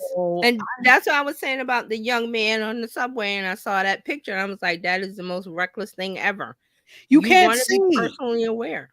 You can't see, even though you think people see eyes and you're looking through. It's not. It's a holographic image. It's not your eyes. You can't see through it. The things that can happen to that boy wearing that Vision Pro sitting on the, I'm just like, no. Just about the people just might snatch it. Well, him in here's his the whole thing. No, face. beyond that. Beyond. Okay. No, I'm not gonna say beyond that. Mhm. the Yes. pass through does let you look and see what's out there. Because when I was in there, you can see. I saw everything happening in the Apple Store. But the peripheral vision. But the people on the left and the right, I was like, wait a minute, you have to turn to see left and right. Then that can't And work. that is It not good. cannot I work. need to see what is happening. I need to see if there's movement over here and over here, because that's where they come from. Not necessarily coming at you. They come from The over side here. and Not the to back. say that you're protected, but I'm just saying if I can see it coming at me, there's defenses I can do. I can avoid. I can turn around. I can there. But if my Like, peripheral is done, But it has also, to be. Go ahead. sorry, also with pass-through mode, Fran, isn't it that that only works when it is not, so you can't actively be using it and use the pass-through mode at the same time? Is that correct? no, you can. That's the thing about the thing. You can actually have the screens up, but the pass through now you can turn the dial where you're fully immersed. Mm-hmm. Okay. Nothing but your screens or whatever you have up, or you Okay. can turn it and still all your screens are there, but you can still see what's happening Right. in the room behind you. In front Okay, of so there's a degree, there are levels that you can have this, because my understanding was that while you were engaging with whatever and you were in pass-through mode, that you couldn't do anything else if you were in pass-through mode. But you could, you see, that's why I said they didn't explain things right. Yeah, and I don't know if they call it pass through, but it is like it's better than the pass through on the Quest. I'm like, you can Okay. literally see the room. I can see you, talk to you, and engage with you. Everything, you could see everything. And now you can dial it down where you're fully immersed. And when you do that, then the holographic eyes come up or something. Okay. No, there's a screen that comes up that tells people that you are in a program or something, because the screen goes blue or white or something. And Okay. they know that you're immersed in something. And then when you're looking at them, they can see your eyes. Yeah. Okay. Thank you for the clear explanation. Wow. Okay. Well, Oh, I guess Carlos got a joke here. go ahead. I use 3 Vision Pros overlapping left, right, and center so I can see everything, but it hurts my neck. I bet it does, Carlos. I bet. See what happened when Mark is not here? We got Carlos to fill Carlos in. is sitting in for Mark. Exactly. Mhm. All right, Dr. T, it's all yours. Okay, fantastic. Well, got a few things going on, including the return of Jon Stewart to The Daily Show. I have not had. Yes, you didn't know. No. Yeah, Jon Stewart is now back on The Daily Show. Now, if you know, he had a show that was on Apple TV Plus that I guess didn't work out. Apple TV Plus is not ready for the likes of Jon Stewart. And so, it was a place for him to be able to sound off on what he wanted to sound off on. And I guess Apple TV Plus didn't want him to get in trouble or didn't want themselves to be in trouble. Apple is a technology company. They're not a media company. So, Jon Stewart had Jon Stewart had a comment about that, because I think somebody asked him about what happened to Apple. I don't remember, but he said something funny, but I don't remember what it was. But that did come up. Why wasn't he on Apple again? He said something that was funny. But I didn't know he was on Apple Plus. Yeah. Well, all of this is news to you then, Fran. So yeah, no longer on Apple TV Plus. He is now back on The Daily Show. Now, as you know, our good friend Trevor Noah did an amazing job for 7 years of holding down the fort at The Daily Show. There have been a series of guest hosts since Trevor Noah left The Daily Show, including Leslie. What is her name from Saturday Night Live? Leslie Jones. Leslie Jones. There have been a number of people. Even I think, wasn't Kenan Thompson a host one time? Or am I making up things? A whole bunch of people. There were a lot of people. They did. Yeah, there were a lot of people. They had a lot of people. And so obviously nobody who they tapped to kind of be permanent. They were just cycling through, guest hosts, which was great, but it is great to see him back. I have not had a chance to watch because, again, I've like, especially since Trevor Noah left the Daily Show, I've like forgotten kind of that it's on, and I forget to like tune in and watch. So, but yeah, so I haven't had a chance to see him yet. But excuse me, according to the Hollywood Reporter, his return to the Daily Show has made it hit a multi-year high. So when he returned, that was its most watched, the Daily Show's most watched episode since March of 2018. So he brought a lot of viewers back to the program, apparently. Whether or not they'll continue to stick around it just remains to be seen, but it is very, very interesting indeed. Didn't he get into trouble? Well, not into trouble, but I think the Biden administration was a little upset with him. He had some jokes about Biden, so but okay. Well, look, if you're president, you're prime for whatever. You are fair game. If you are he did both sides. Yeah. Exactly. You are fair game. And that's the thing. Let's say it in vernacular, all y'all are subject to ridicule. All y'all. All y'all. Okay. All y'all. That is the plural of y'all, all y'all. All y'all are subject to ridicule when it comes to these things. You are not safe. So give it up. And you know what the thing is, when you put yourself out there for in the public, you also put yourself up for public commentary. And so if you don't like it, look, then damn it, don't watch the Daily Show. That's all I have to say. And the name of his show on Apple was The Problem with Jon Stewart. And I guess he was bringing up, he had 2 seasons. 2 seasons of it. But which, you know what is sad? That's about average now for a show. If you get a 3rd season, you are very lucky. How many shows do you know that have been around for seasons and seasons and seasons? And I'm not talking about things like Grey's Anatomy, which has been on for donkey years at this point. Forever. Yeah. Yeah, NCIS has been on for 20, is it going on 21 now, 22? Exactly. The Simpsons. Those are anomalies. Those are anomalies. You do not have programming that is on for years and years and years. Honestly, if you get to season 3, consider yourself very lucky. Can I ask what do you think about Jon Stewart return to TV and the age group that is attracted to this? Because like you said, it's because it's new. Because like, oh, Jon Stewart's back, everybody watches, but then remember the group that doesn't watch TV, they're gonna fall off. Right. They weren't watching the Daily Show anyway, to be honest. Right. That's what I mean. They're not watching it anyway.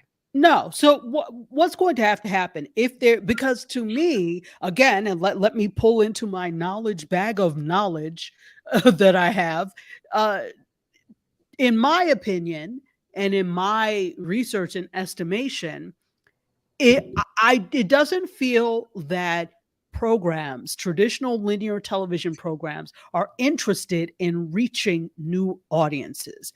They are interested in cultivating an audience they already have and sticking with that. Okay. What they don't realize is people get bored. People stop watching for whatever reason.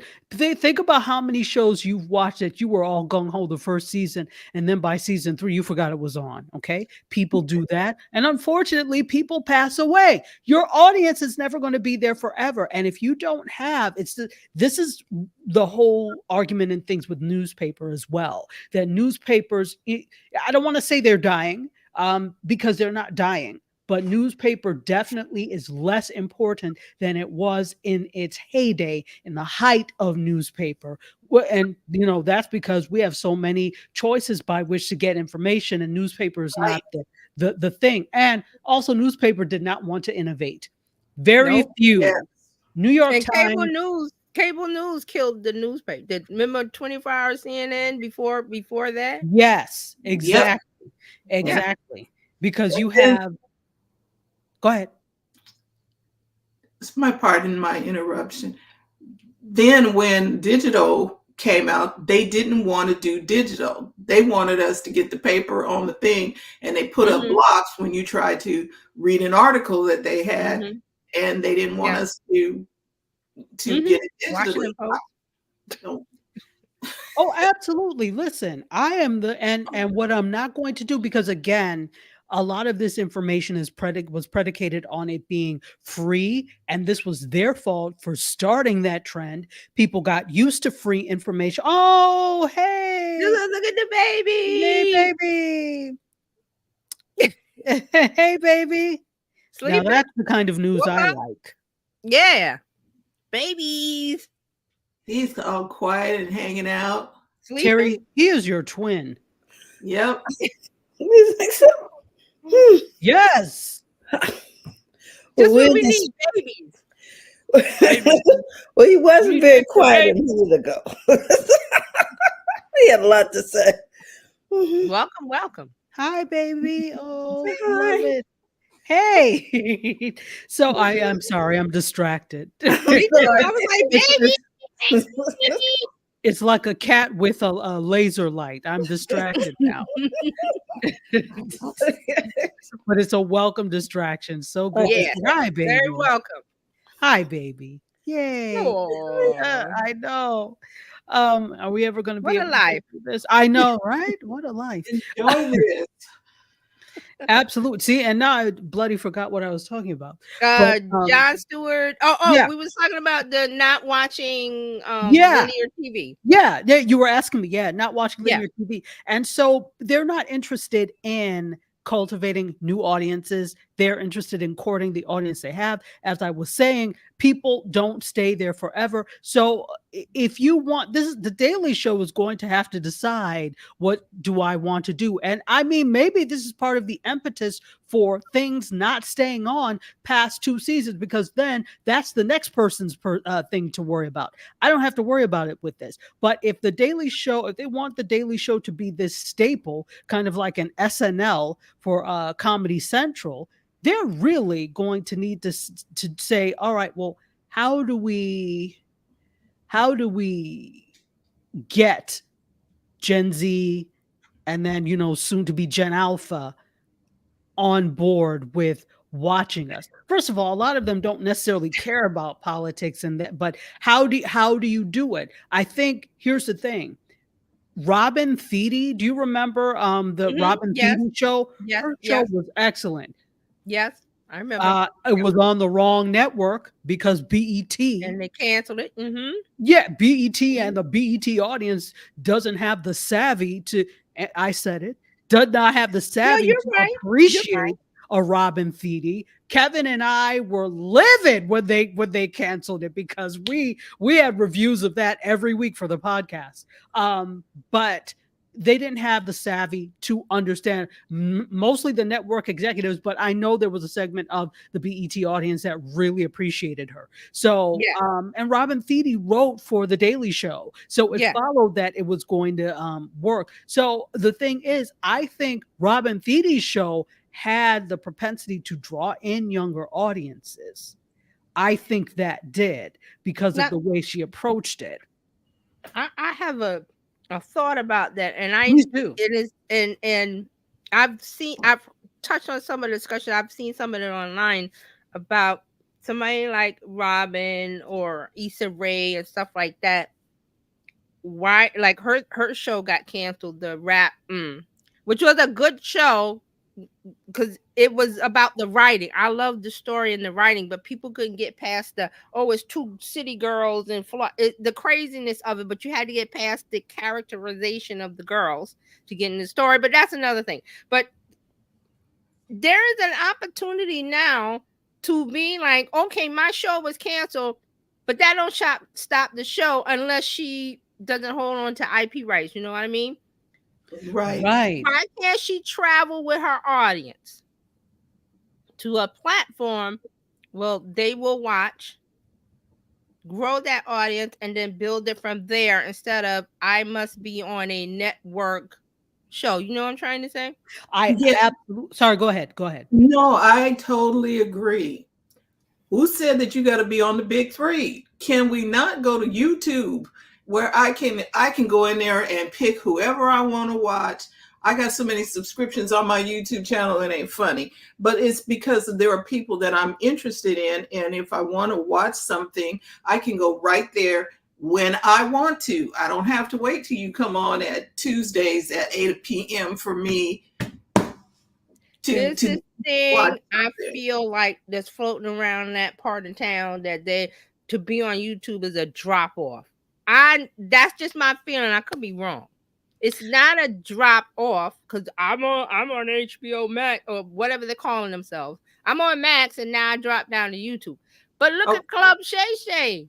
That's what I was gonna say. Ask Club Shay Shay if it was a problem. Is anybody talking about anything but that Cat Williams and now the Monique interview? Is anybody talking about anything on Max or any of these They were streaming watching that services? Monique thing too. Listen, so we are on YouTube. Yeah, we didn't go to Paramount. We didn't go over there. We went straight to YouTube because we know where we was gonna find it. First of all, personally, there are days when I don't watch cable or well, I don't have cable, but like cable based channels, streaming channels, or network TV, large broadcast TV at all because I'm on YouTube watching all things YouTube. So me too. So here's the thing. In answer to that question, why couldn't she? And you were talking specifically about Rap-ish, right? Okay. Yes, Rap-ish. And also Robin's show, the Black Lady Sketch Show. Black Lady Sketch Show. Okay. So here's the thing. More so with Issa Rae. Issa Rae has an 8-figure deal with HBO.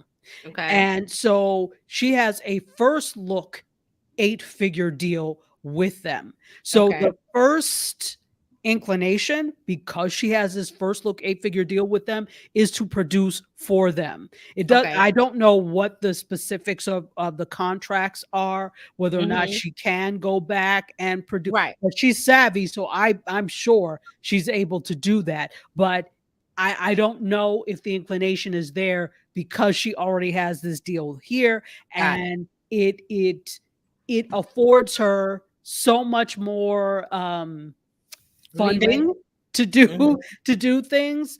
And that's where she came from. I don't either. She came from YouTube, and I know she has a respect for YouTube and has been able to do things. And I'm sure she thought I can always go back there. With Robin Thede, you have to understand these people have been indoctrinated by Hollywood, and that doesn't mean that they can't, but they are in that Hollywood system where and let's be clear, the Hollywood system and the traditional media system gives you the power of distribution. So if they tell you yes, you have distribution. You don't have to work as hard. I don't have to raise the money for it. I don't have to get the awareness. They take care of a lot of that, right? Okay. If they tell you yes. Yeah. So now I'm glad you brought that up because now that brings me to Kev on stage. Does anybody follow Kev on? Yes. He does he and I agree with you about the hard work because he's done the hard work of starting where he is, and now I believe he has a show. Yep, Churchy that on he BET took, Plus. He shopped. Nobody wanted it. He said, "I'm gonna do it anyway," and now I think BET Plus has picked it up. Yes. It's a show about church. It's called Churchy. Churchy. Okay. So that's what I mean, like that. And I'm glad you said the thing about being indoctrinated into the Hollywood system because that's what it is. I see it as Robin has built an audience and she's not Chris Rock level of fame, but she's got some fame. So if Hollywood is kicking you out the door with your good show and you got an audience, because I've seen the comments about her show and Black women and saying online, say, listen, I'm going to take my little ball. Since you don't want to play with me, I'm going to play over here. Yeah. But I mean, but one of the things about systems is that once you're indoctrinated and once you're believing in systems, you find it difficult to work outside of the system. And that doesn't Okay. mean that you cannot, but you find Mhm. it difficult to do so. Part of the thing that, okay, so like with Kev on Stage, he was Mhm. like, all right, you don't want it, I'm going to produce it myself. It's the fans, those of us that are on the Patreon and that support his Yes. podcast. And he asked for support. Yes, he because I remember seeing he did a video saying, listen, you guys got to support this because I got to pay these people. And if you don't support this, these people are out of job. And I was like, some people were mad at him. And I'm like, no, that's what you got to do. If you want this kind of entertainment, you got to pay for it. And if I got to ask you, come out and say, look, straight up, this is what we got to do. I have no quarrels or qualms about it. But other people do have that kind of, why are you asking us for money? Because, content isn't free anymore. If you want free, go watch TV. Right. Well, then that ain't free because they want your Right. eyeball. But there's an ad. So that's what I'm saying is like this thing about, and I've seen Roland, they've done this to Roland Martin also with his media news channel. And he says, I don't care. You have to pay. I'm going to ask you. So what is the deal where there's obviously something there with Robin? There's a group there. I've seen it. I've seen her followers and her comments, and she just has to believe that it's possible. Okay, and she that's has what I'm to trying to understand. Yeah, and I don't know. I'm not saying that she doesn't, but Mhm. often what happens is when you get and I've seen this happen firsthand. I've seen this happen with people that I've worked with.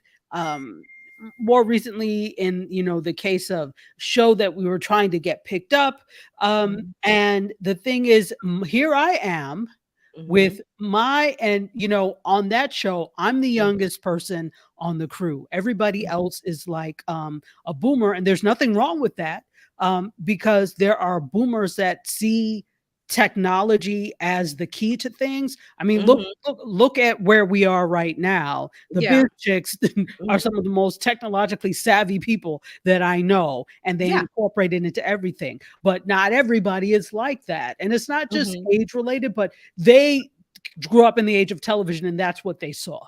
And so I'm saying, okay, you all are so busy trying to beg people to pick this up. Why are we not producing this ourselves on social media? That's what I asked. The thing is, you're so stuck to, it has to be in a studio. We have to do this. If you don't get StreamYard and get some guests, okay, that's how you what start. bugs me so much, because they've got the audience. Yes, that is what you need. The audience. Right. Everything else is okay. You need a studio. You got that. Just start with this and build it up.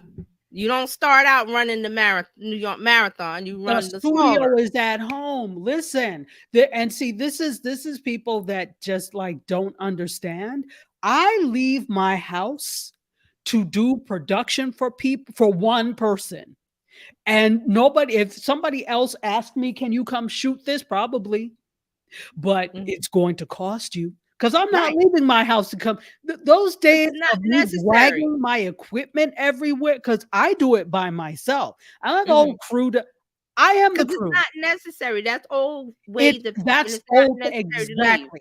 It's unnecessary because you can sit. My studio is my damn house. And I get nothing but good compliments about the way the set looks. Of course. Okay. So you can do it. Anybody can do it. You just have to pay attention and have my point. And it's an excellent point. It's an excellent point. And we could get into rabbit holes and tangents with this, but it's doable. So here's the thing. It is doable if you want it to be doable. People have proved Kev on Stage, but Club Shay Shay proved. Let me tell you, in the last thing about John's, well, we've been talking about this. So in the final 10 weeks of The Daily Show with Trevor Noah as the host, he averaged about 416,000 nightly viewers. Okay. 416,000 nightly viewers. Okay. Tell me how many Club Shay Shay had between in one day. Okay. And I just looked, when was it, this morning? I forgot who he interviewed. Just in one day, he has 1.1 million views. And when he posts, it's usually somewhere around 11 or 12 o'clock, right?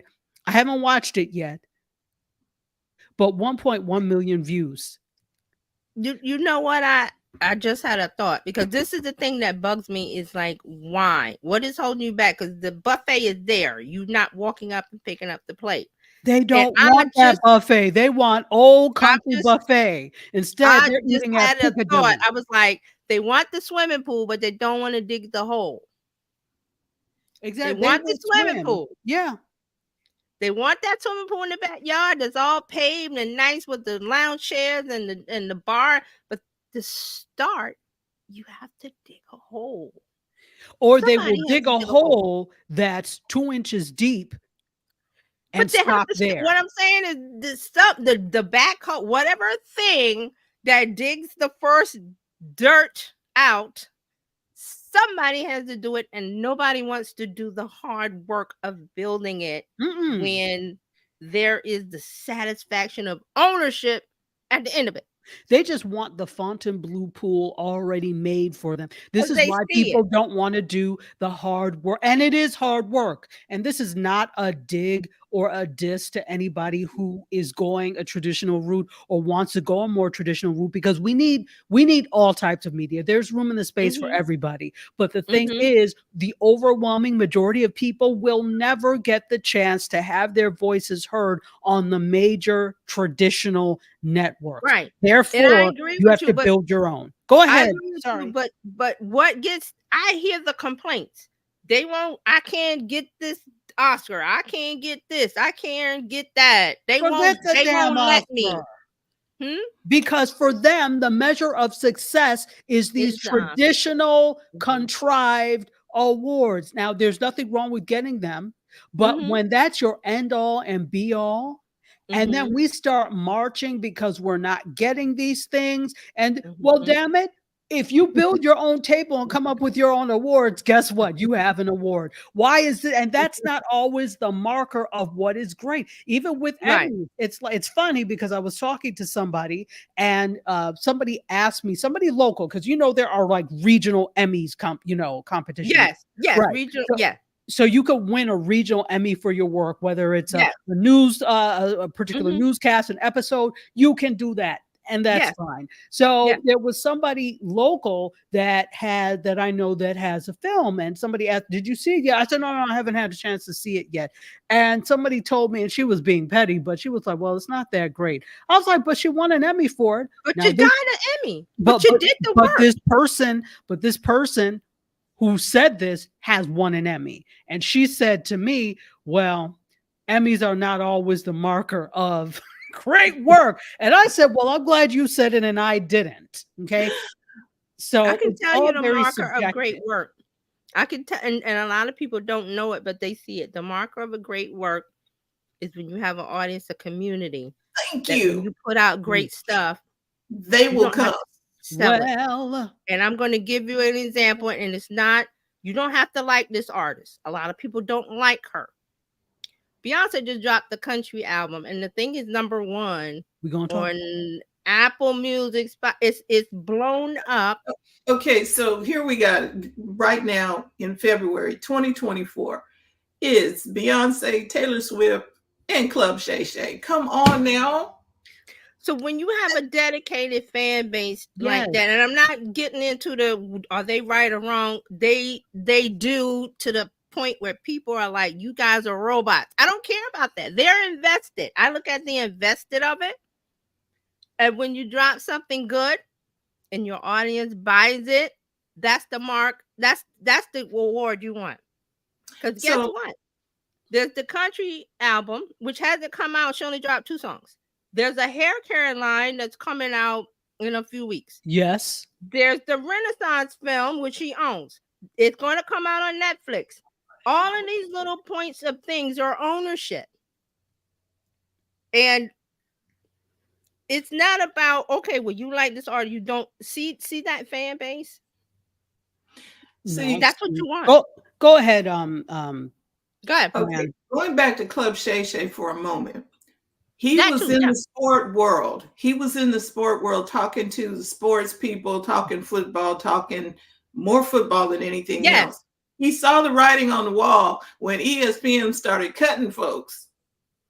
Yeah, and I didn't know who he was until I saw some of the ESPN clips. I was like, who is that dude? I'd never heard of him.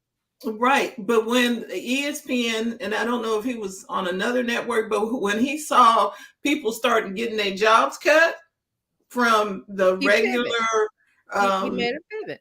The ESPN shows, he had one with the white. I can't remember the guy's name. Yeah, when that one wasn't whatever his name is, Chip somebody, whatever his name is, we don't even know who he is. Remember. He doesn't even have a show. Skip. His name was Skip. So he saw, well, I can go over here and just have interviews with different people. And it started out with sports people. And then here came Cat Williams. But he saw the handwriting on the wall. He just didn't sit there and go, oh, I'm wondering what I'm going to do. Right. He didn't wait for the handout. He said, I'm going to put my hand out and grab what's there. And it's hard work. And I understand that some people cannot do that. I'm just saying, when I see I hear the complaints. We don't have this. This is not happening. I want to see this kind of thing, and I want to see that kind of thing instead of the color purple. I'm like, well, then you make it. Oh, but you want to complain, but you don't want to make it because it's hard work. No. Hard work brings hard rewards. No, it brings rewards. They would rather sit and argue over stupidity in Instagram comments and TikTok comments. Those are the people you leave at the base of the mountain. They're going to be useless in our quest for better media. Pay no attention to the man behind the curtain. Leave them. Leave them. You have to leave them. I mean, I've even chastised myself. We go to the summit. They got to sit at the base camp. Leave them at the base of the mountain. We don't have time for them because they're just going to drag you down with their complaints in the comments. And I've even had to chastise myself. I'm like, why did I look at the comments? I know better than to do that. You get dragged into the muck. You get dragged in, and I get angry, and I'm like, I gotta get out. And the good 89% of them or 90% of them are talking about nonsense, have no critical thinking skills, and can't, add their way out of a paper bag. They don't have the good skills, but you get drawn in to their nonsense argument, and I watch people try to explain. I'm like, why are you explaining to people who have the power of Google? Leave them. So these are not the people that are going to, and I hate to use this thing, but remember W.E.B. Du Bois's concept of the talented 10th, that 10% of the African-American population would be the ones to lift everybody up out. They are not the talented 10th. So I don't know why we are following them into these places. Leave them. So in order to create this brave new media world that we want, it's not going to be those people making stupid comments underneath. In fact, I need to make a Be More about this. It's not going to be the stupid people making these stupid comments underneath these things. It's going to be the people that want to do the work, that are building, that are, you know what? 2 people show up to my show every time. It doesn't matter. I'm still going to do it because I know that it is worth it. I know that eventually we'll catch on, that all I need is a critical mass, and I need to work at building community. It's not about, and see, this is where people get it wrong. And these, again, the shows that I've worked on, here's the thing. They were so worried about how it's easier to have a production company a network pick it up, do all the promo and everything for them. And then, they'll get the heavy lifting. With the heavy lifting. No, but then you don't have a very engaged community. You don't have a community that will ride or, ownership there. There's no ownership. When you're like Kev on stage, or us, or anybody who does these things, you have ownership, in a sense, and in quotes, of your community, or your community's time, I should say. You have ownership of your community's time, and you've built a community. They feel invested in what you do. That is like a making of the band type of thing. Yes.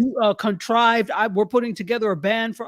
They're not invested in you initially. It takes work there too, and that's work on the network's part. It's publicity work, so it's not an automatic thing. They're doing a lot of work. So the thing is, you just have to do that same work, and it's a lot of work.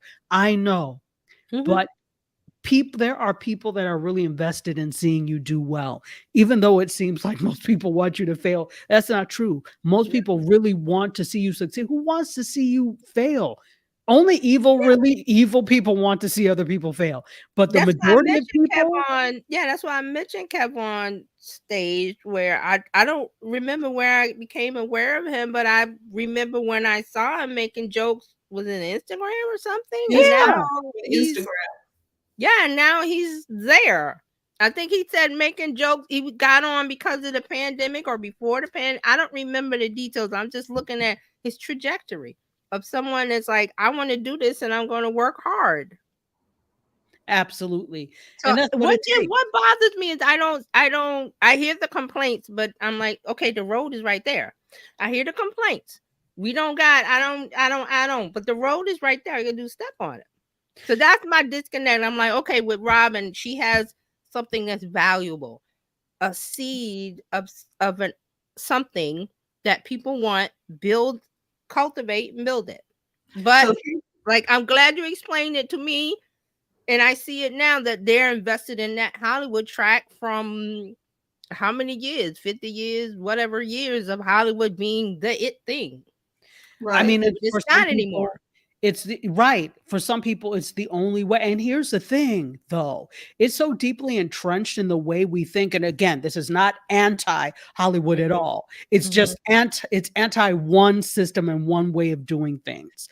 And often these systems, the predominant systems, exist because they've fought off other systems and ways of doing things. Right. That's why we only know one way. That's why we only know Hollywood. This is why everybody, quote, moves to LA with like $3 and a dream. You don't have to do that anymore. You don't have to do that anymore. By all Getting means, discovered at the ice cream shop. Like, who's it? Marilyn Monroe got discovered at the ice cream shop. So you don't got, that's 50s thinking. You don't have to leave. Like you said, you have somebody that wants you to go out and do this and that. Like, well, this everything's here. And then, like Fran said, with Shannon Sharp, you got to see the road change. You got to see that split coming ahead of you. And some people don't see it. That you see the path split. Like he said, he was on ESPN. He saw what was coming. And he said, wait a minute, let me do this. And he did it. And it paid off. And see, and really quickly to say this, it's like you could really live anywhere and do any of these things in entertainment and content creation and make it work for you. I remember when I was going through, I did a writing program through Writers Boot Camp. And what's up, Jeff? Hey, if you happen to be watching this, but wonderful program. I actually did it twice. So the first time I did it, it was almost like a master's program because it was a 2-year screenwriting program. And so when I was there, I was really in a creative space. I had just finished I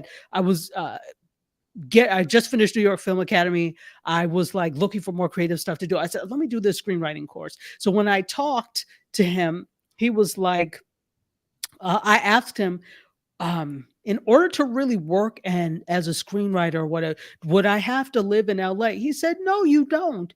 You can actually live where you want and then fly in for meetings if you want to do that. And this was early 2000s. This was like 2006. So now, you know, with the power of the internet and proliferation of all of these web meetings, you don't even have to do that. Right. So we're talking, you know, some years ago. Yeah, that's a little while ago, but like early 2000s. Yeah, that's when YouTube was just beginning to be a thing. Just begun in 2004. Yeah, just being born.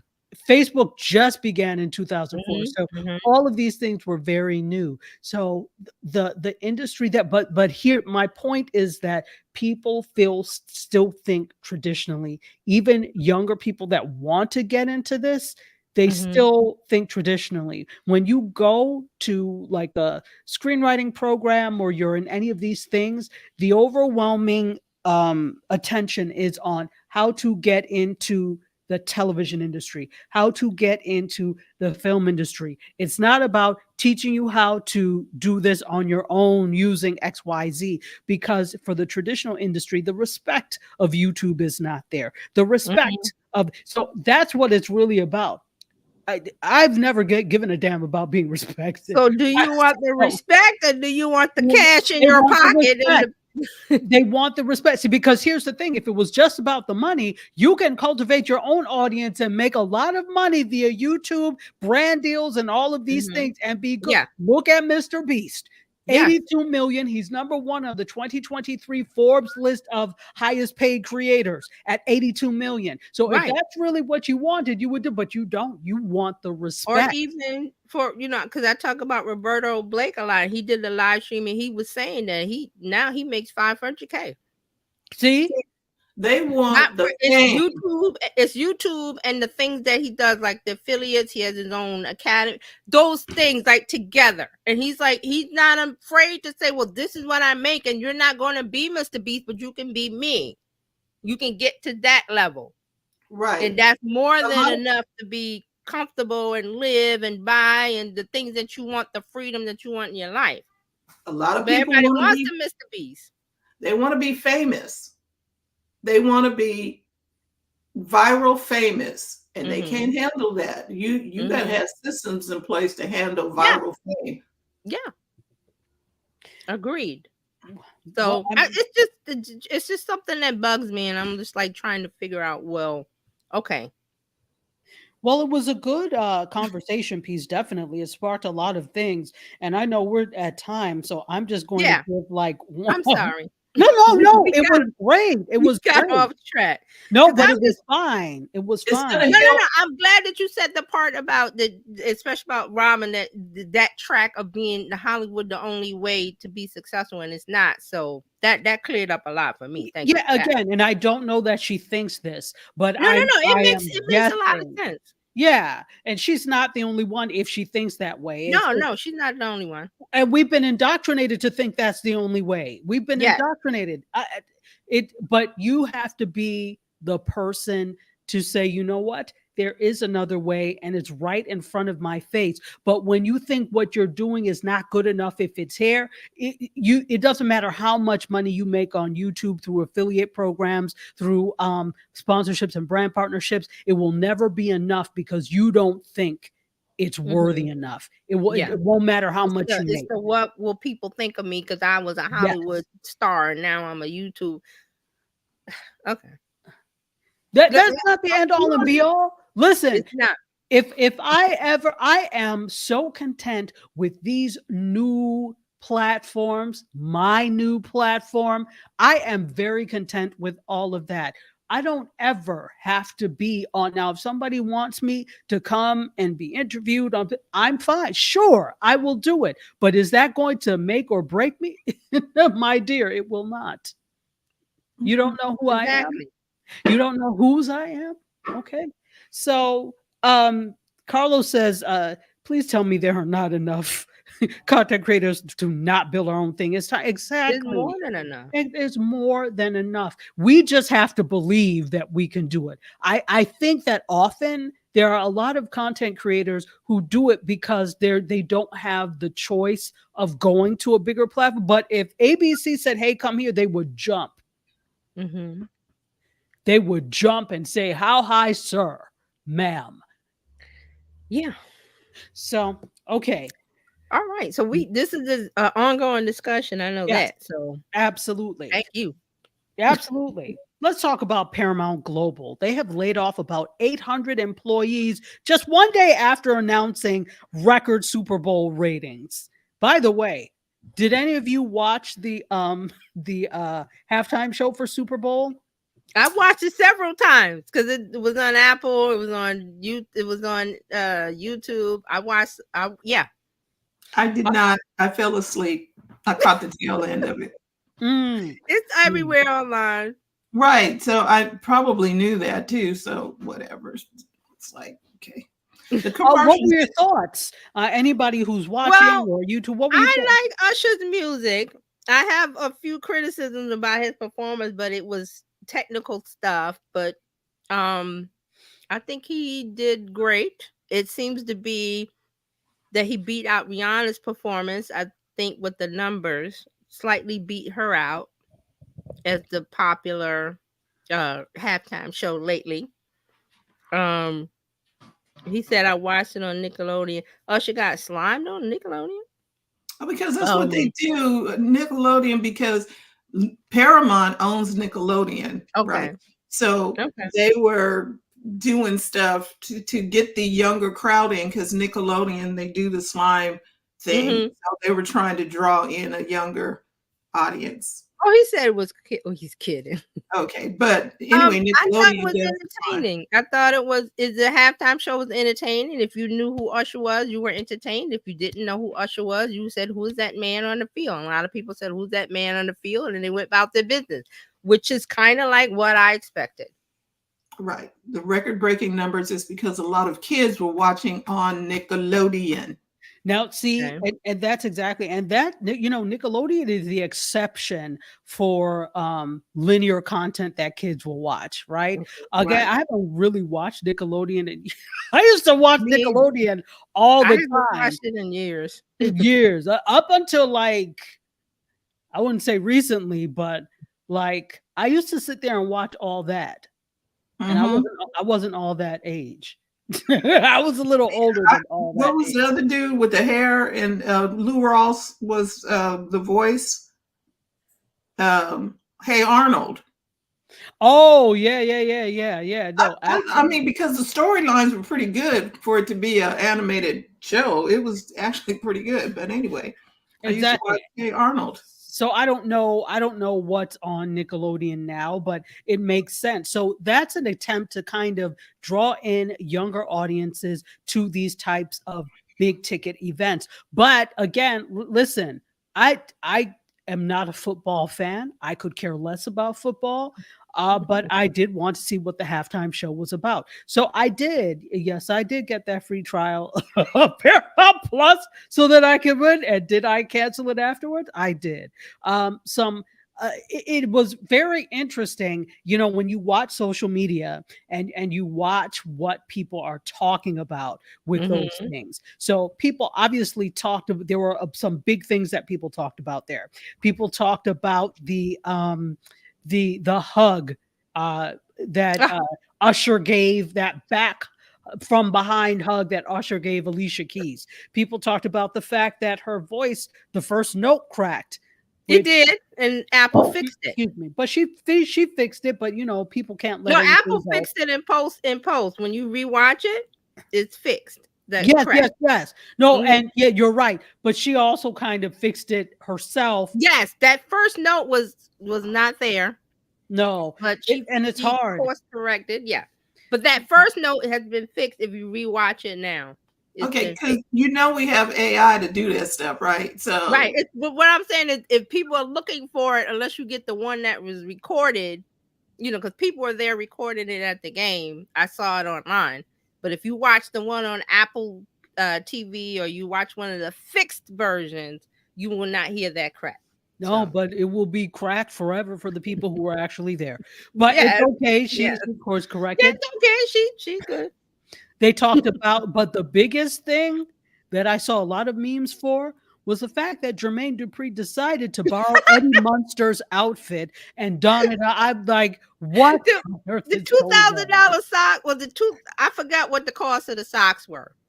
They saw that. If those socks were $2,000, I could have gone to. I think he came on and said, "Oh, those are Louis Vuitton socks, $2,000."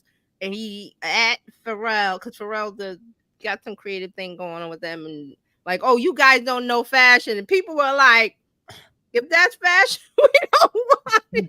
We do know fashion, which is why we made commentary on it. And you had the nerve during New York Fashion Week.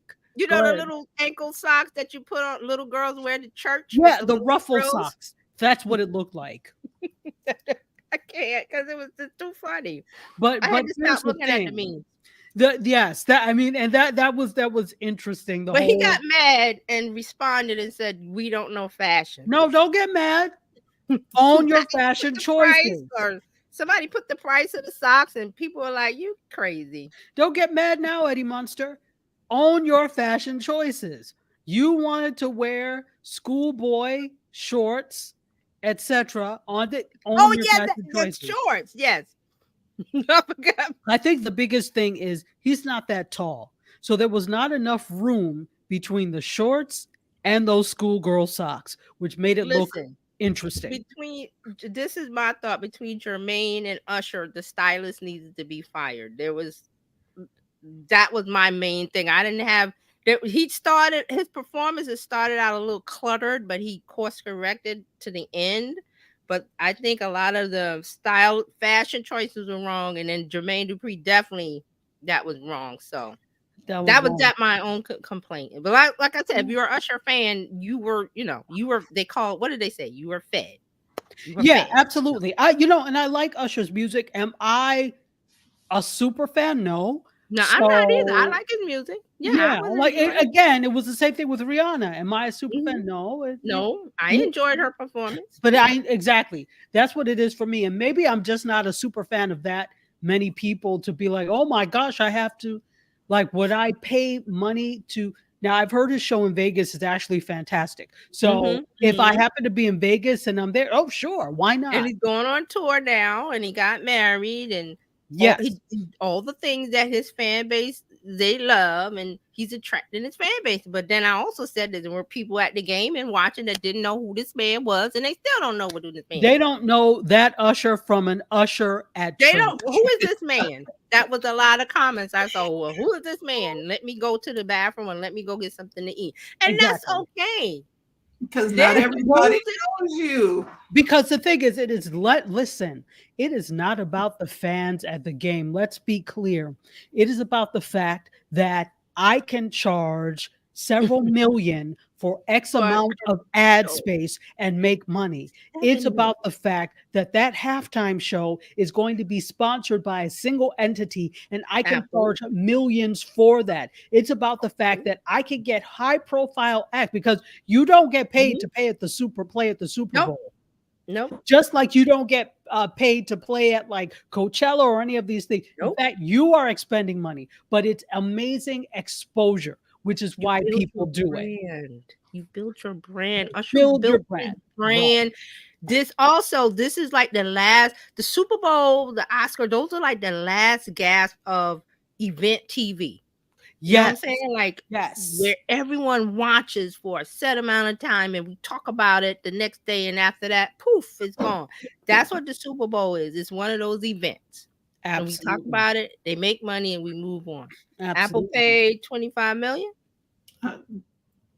Did they pay 25? Because Apple sponsored the halftime event. They did. Yes, Apple sponsored it. Look, it's a spectacle. It's a moment in time. It's ad money, ad revenue. Apple's happy. The NFL's happy. They got their Gen Z viewers because Taylor Swift was there. They got their millennial viewers because Usher was there. Those people were happy. Anybody that wasn't a millennial and didn't know Usher was unhappy. Right, because they were playing to the audience to come. They were not trying to get right. They don't care about you boomers. Yes, exactly. Because an awful lot of the people who watch sports, it skews older. It skews older. And so because of that was not their fan base. Because otherwise they would have had somebody that catered to their fan base. But did that play well on television? Garth Brooks. That's exactly it. They would have had Garth. A lot of that. Why wasn't Garth Brooks there? Or Willie Nelson? Because they're trying to get the younger audience. Advertisers don't want that. They want Ice Spice, Usher, whatever that Gen Z knows. That's whatever is hot and popular. Whatever is hot and popular. That's why Rihanna was there last year. Megan Thee Stallion. Exactly. Yeah, but because if you look at the halftime shows for the past few years, it's been a long time since it's really about the fans and what they want. Because remember my it thing, used they're to be looking at the up with fans. people. It used to be up with people and bands at the Right, exactly. Michael Jackson is the one that changed all of this, guys. Yes, You wanna know what happened? exactly. Because Michael Jackson, Pepsi. they're looking at the fans like, do you think the price of admission pays for all of this? My dear, you are Everything sadly is for mistaken. It's not TV. your ticket. No, it's just like, any other ticket to anything else. Really, ticket sales are important, but that does not constitute the bulk of the money made in any of these things. And so, yeah, you don't know Listen. Rihanna? Too bad. Go to the bathroom, They buy don't. some The NFL popcorn. doesn't care. They NFL don't knows care. it has a youth problem. They know they have a They have youth a problem huge as in youth problem. watching the sport. MLB, Major League Baseball is here too. NBA is not in this basket. The Major League Baseball and NFL is in this basket. Because Exactly. they don't know how the NBA talks about drip and da-da-da-da-da-da. They're NBA is keeping culture, youth Right. culture, black Yeah. culture, black youth culture, and they tied into it a long time ago. NFL, Major League Baseball, no. Right. Yeah. All you have to do is go, and when you go to an NBA game, and here's the thing, and I know we're getting on all kinds of tangents. Yeah. But years ago, I went to, you guys know I go to a lot of these conferences.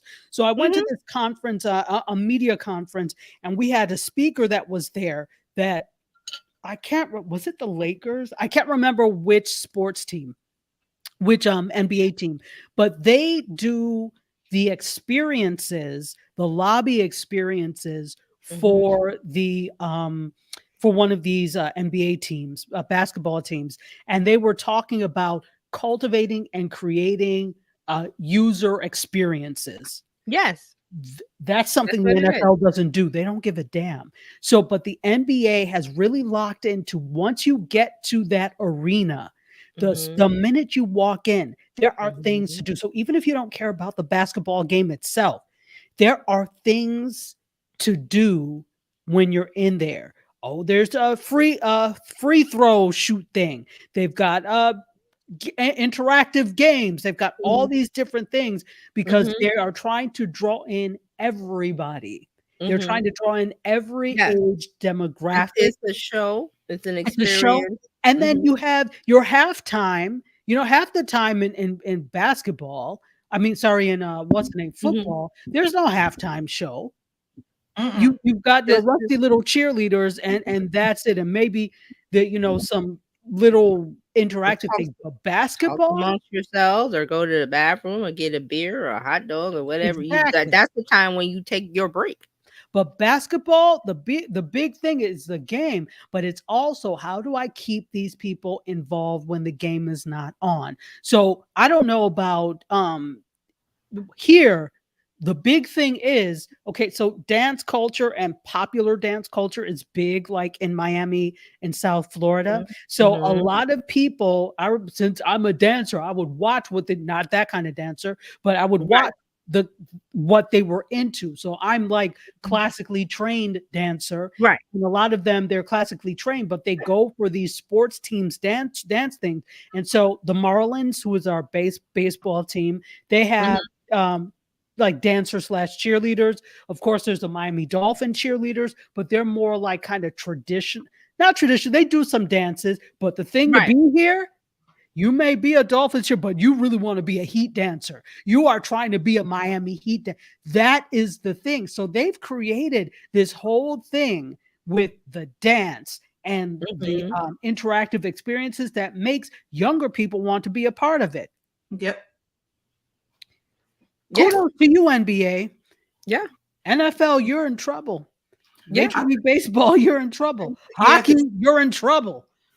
Okay, I tried to watch a hockey game. I was like, "Whoo, I need to go somewhere else. This is not." Yeah, it's violent. I mean, I grew up in hockey land. When I was in grade school, every other little boy was on a hockey team, but it was never my thing. So, but kudos to those who do like hockey. It's just too violent for my liking. I have a question. How many people were interested by the commercials this time? It seems like there was a lag. You know what? I was not usually, it feels like in past years there was a lot of energy put into the production of these commercials, but this year I did not feel that. It felt like these were commercials you could see on any given day. There was nothing that was a standout. Like to this day, people still talk about Puppy Monkey Baby. People still talk about Doritos commercials. People still talk about the Apple, the Apple commercial with the lady from that was Super Bowl, 1984, right? Yes, with the lady that smashed I forgot what it was for when she smashed the screen. What was it, 1980 something? Yes, 1984. Carlos said they don't have a budget to put into the commercial because they spent it on being at the game. Exactly. Exactly. I don't know, but no, friend, I am with you. I really didn't notice any special magic, and usually the highlights of the Super Bowl experience are also the commercials. But I'm like, you could have made this commercial any day. I don't understand. That is your time to shine, and if you're going to spend X amount of millions, you better make it a memorable experience. Yeah, it has to be. Yeah, and Carlos Yeah, said the first Mac computer. Yeah, and that was memorable because we're still talking about it from 1984. Yeah. Yeah, that was just interesting. The whole football, I watched the game, which was really interesting. But the commercials were lagging, and like I said, I fell asleep on the house. The ad world, the media world is changing, just like when Charlene was talking about the is it Sora that you do the videos and Chat GPT. Those things are going to be we're going to be used to those things in a year. I was going to say a few years, but the way that the speed of it is going, I'll say in a year, things will be way different than it is right now. The Super Bowl will be different. Yeah, stuff is going to be really, really different. Yeah. So one more quick story, at the risk of starting another rabbit hole. Yeah, we talked about this before earlier, and we talked about Beyonce and the new country song, 2 new country songs, Texas Hold'em, and what's the name of the other 16 one? 16 Carriages. 16 Carriages. Yes. Which she recorded 8 years ago. These are old songs. You know, and the interesting thing is, I think people have to remember, people act like this is a new thing for her. It's not. Yeah, can we remember she's from Texas? She had a country song on the Lemonade album, which was 2000 whatever. So yeah, I don't understand the outrage. If other people can do country, why can't she? Oh, come on. And so here's the thing with there is a radio station in Oklahoma that's now playing Texas Hold'em after an outcry. So there's what is the name? It's KYKC FM. They got criticism earlier this week because they weren't playing Texas Hold'em, but now they're playing it. So this came after a fan requested Texas Hold'em, only to have that request shut down by the station. The station, they replied on social media saying, "We do not play Beyonce on KYKC as we are a country music station." So, of course, this sparked an outcry and accusations of racism from the Beehive and which is, if you don't know the Beehive, that is the Beyonce fan base. And so, according to CBS News, right? So, according to CBS News, they were I guess the general manager of the station said that they initially did not know that Beyonce had released 2 country music songs. Yes. Told them in 16 Carriages following the Super Bowl. And they explained that the response to a fan was a quote standard reply saying KYKC doesn't play her music, but they do on 2 of their other stations. So KYKC is one of the stations owned, I guess, by this station group. Right. And they said in addition, they didn't even have the song. And they said this, because we are a small station, we don't get serviced by the big labels like bigger stations do. But after emails, calls, and more requests flooded the station, they said they made an effort to track down the song. They listened to it and agreed that it sounded country, and they even wrote a post about it on social media. They said this: "We have nothing against Beyonce. We wish her the best in her foray into country music." Adding that she's an icon. "We actually wish that artists wouldn't get boxed into certain genres or formats. If it's good music, it's good music." Right. Okay. So now, there's something to add on to dude. that. I read an article. I don't know if it was today or yesterday. I don't know if this is smoke screen or explaining or whatever. But what happened was that there was some kind of disconnect between the Verizon commercial where she said drop the music, and they didn't drop the music because people were online looking for the music. Title went down. It was on Title first. Title was down. You couldn't get on the Title for like an hour. Then it was moved to Spotify, Apple, whatever. So the release, something happened, and then I read an article that the one that you were mentioning, that the person was saying about not getting it because it wasn't released to the country stations in a timely fashion, and one of the program directors was saying they wasn't watching the second half, so they didn't see the commercial.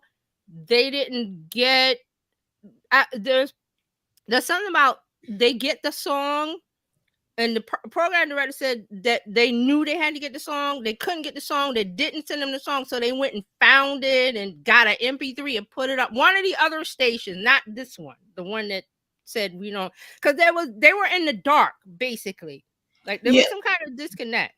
Go ahead. But the person who said, "Well, we don't play this type of music on this station."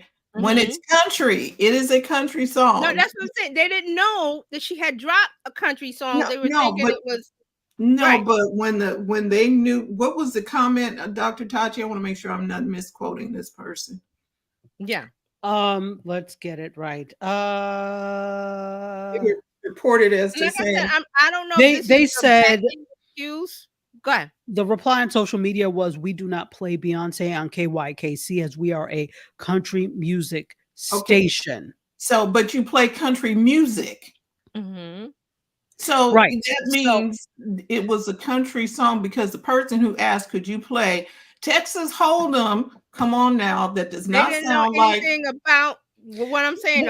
The other article said they didn't know anything about the song. Exactly. That's them people. These people, they asked for Texas directors they explained it some kind of weird way. Okay, they can get away with that. These people right here did not, because they asked for Texas Hold'em. Texas Hold'em. That's like, let me see if we got that. Oh, okay, we don't have that in the back. We'll see if we can get it. Do you understand? Right. Texas, that station was wrong. Yeah, they didn't investigate. The other one that they were talking to, they did. They said, "Oh, they didn't see the second half of the game. They didn't see the commercial. They didn't know that she had the song." But this person, I'm not sure the details, found probably on X or where the buzz was, found out, okay, there's a disconnect. We need to get this song. That person is smart. That program director was smart. They went and got it. They didn't wait for it to be sent to them. They went and got it. Carlos is saying, can you imagine somebody requesting Metallica on a country station? Would you assume that Metallica made a country song? You would not. However, knowing that music is fluid, you never know if they drop a song that could be considered country, because they are so stuck. And this is a whole thing too with the Recording Academy and all these different genres, because they're so stuck to genre. And when you hear, for example, Metallica, and you think heavy metal, you don't do the due diligence of saying, well, maybe their new song, or they have dropped the song let me do that. Rather than, as Fran was saying, rather than this canned blanket response, say you don't know, investigate before you just give this standard response, because there are a whole lot of things that come with that.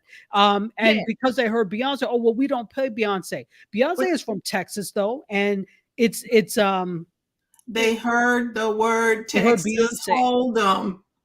Right. They heard the name of the Texas Hold'em. I'm done thinking that's a pop song. No, absolutely. They did, but again, they're not listening to the name of the song. They're listening to Beyonce, and that's all they heard.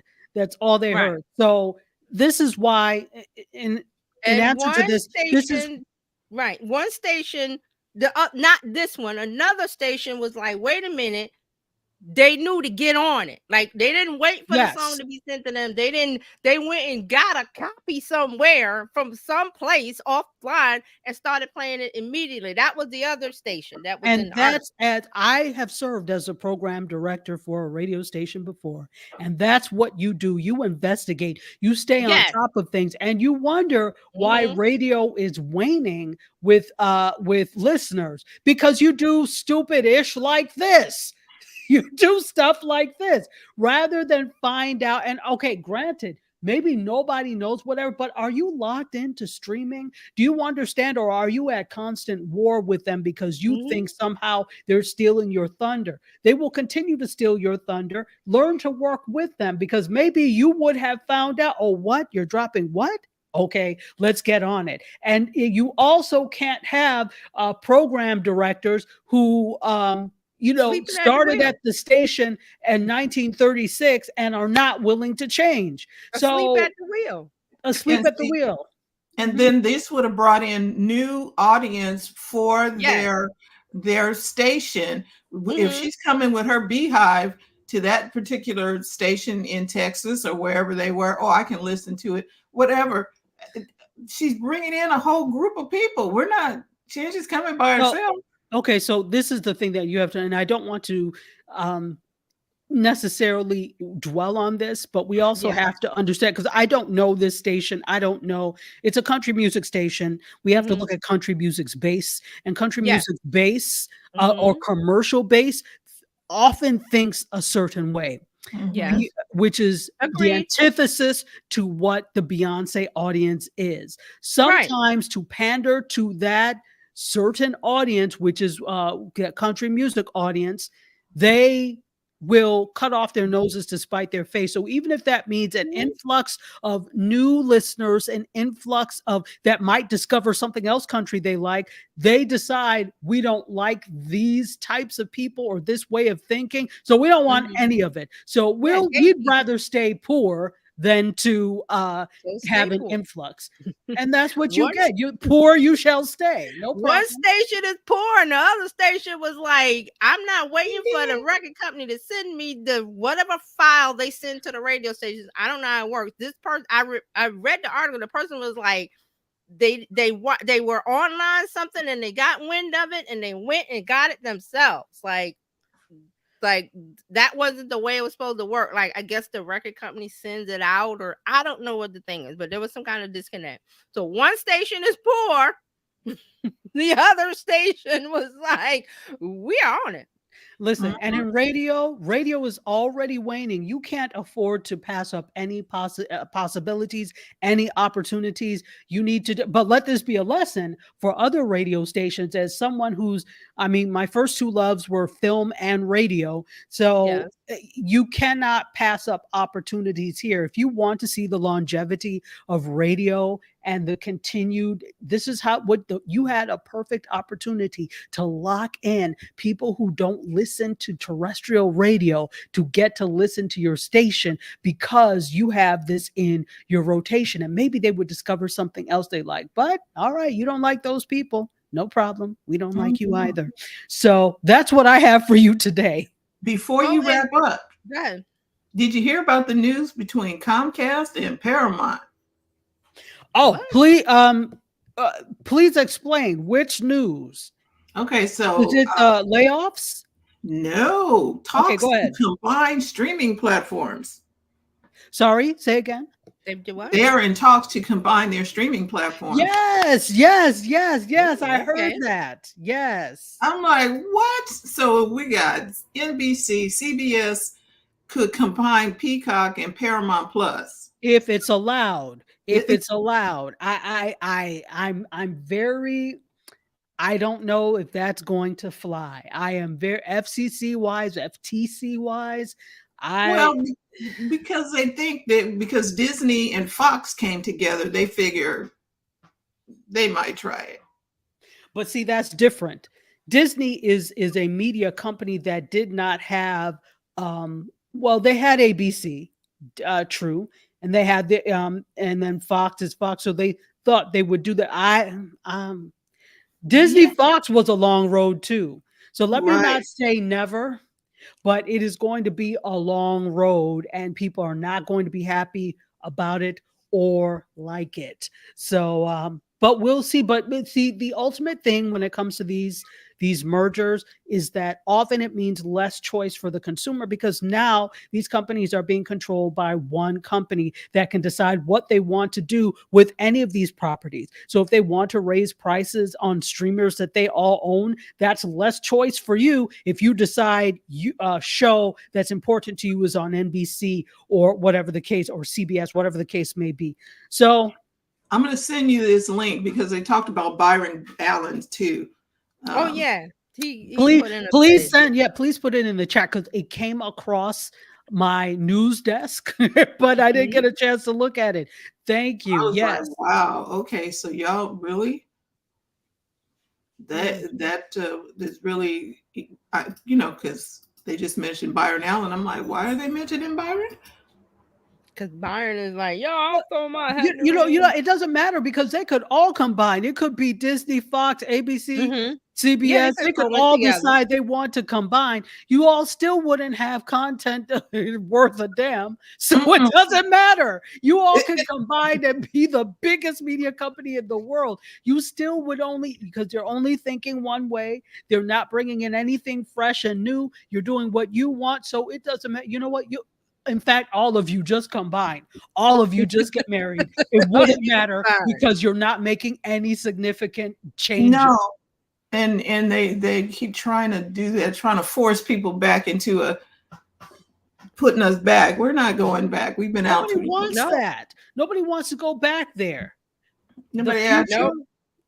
The future. You should have left your stuff with Netflix, and we would have been happy, and you would have been happy. But again, I think the overwhelming thought is, if I can't do it, nobody will, and I don't want to combine with anybody on do it. It's like when people do service projects, for example, it doesn't matter who does it as long as it gets done. But people won't do it unless they get credit for it. Who cares? As long as it gets done. So this is the thing. We need content. Obviously, this is people think it is a want or something that's frivolous, but it's really not. Human beings have the need to be entertained and to be engaged in content. Stories, yes. Storytelling is something that we've done since the beginning of time in all cultures. This is just an extension of the griots of the telling a great story will never go away. It will never go away. Not be a thing. It will never go, because it's also how we transmit culture. It is how we carry on culture from generation to generation. We're just now doing it electronically. So it's not frivolous. It's actually something that is a part of human life and human existence. So anybody who thinks that it's not needed or necessary, well, I don't know what to tell you. The reason that we even have history books today is because we had people skilled in storytelling and with transmitting our histories from generation to generation. I won't get into the whole changing of history books, but that's what I have for you. Thank you, Dr. Tanji. Very good. This has been a really enlightening conversation today. There are so many things happening in the world of tech, media, and social media. That is why you need to tune in every Friday. Come on back here. We got stuff for you and keep you up to date on whatever is going on, new things in tech, new, even a little tech history. But we want to say thank you for watching. Thank you for tuning in live and on the replay. If you want to become a part of the BizChicks community, you can do that by texting biz to 33777 or go to bizchicks.net. Thank you for subscribing to our YouTube channel. We welcome you to come on back. And like TJ said, get your channel and get it up, get it going, because hey, that's the future, people. We said it here first. We said it here first. So we want to say thank you. We'll be back on Monday with Coffee, Tea, Thoughts, Conversations. And we hope you'll join us in our next episode. Until next week, have a wonderful, wonderful President's Day. I think you're going to be off on Monday, so you can come on back and check us out. See you next time. Thank you, Dr. Tachi. Mediascope, TJ, Marketing Talk with TJ on Tuesday. Mediascope on Wednesday, Dr. T. Is it back yet? I don't know if she's back yet. Okay, she took well, a break. Look for Dr. Tachi. Sorry, I was trying to unmute. No, I am not back yet. I will be back not back. eventually. Yeah. But anyway, stay tuned. Follow Dr. Tachi on Instagram. That's right. And Follow. Yeah. All right. Thank you, everybody. Thank you, Carlos. Bye, everybody. Bye-bye.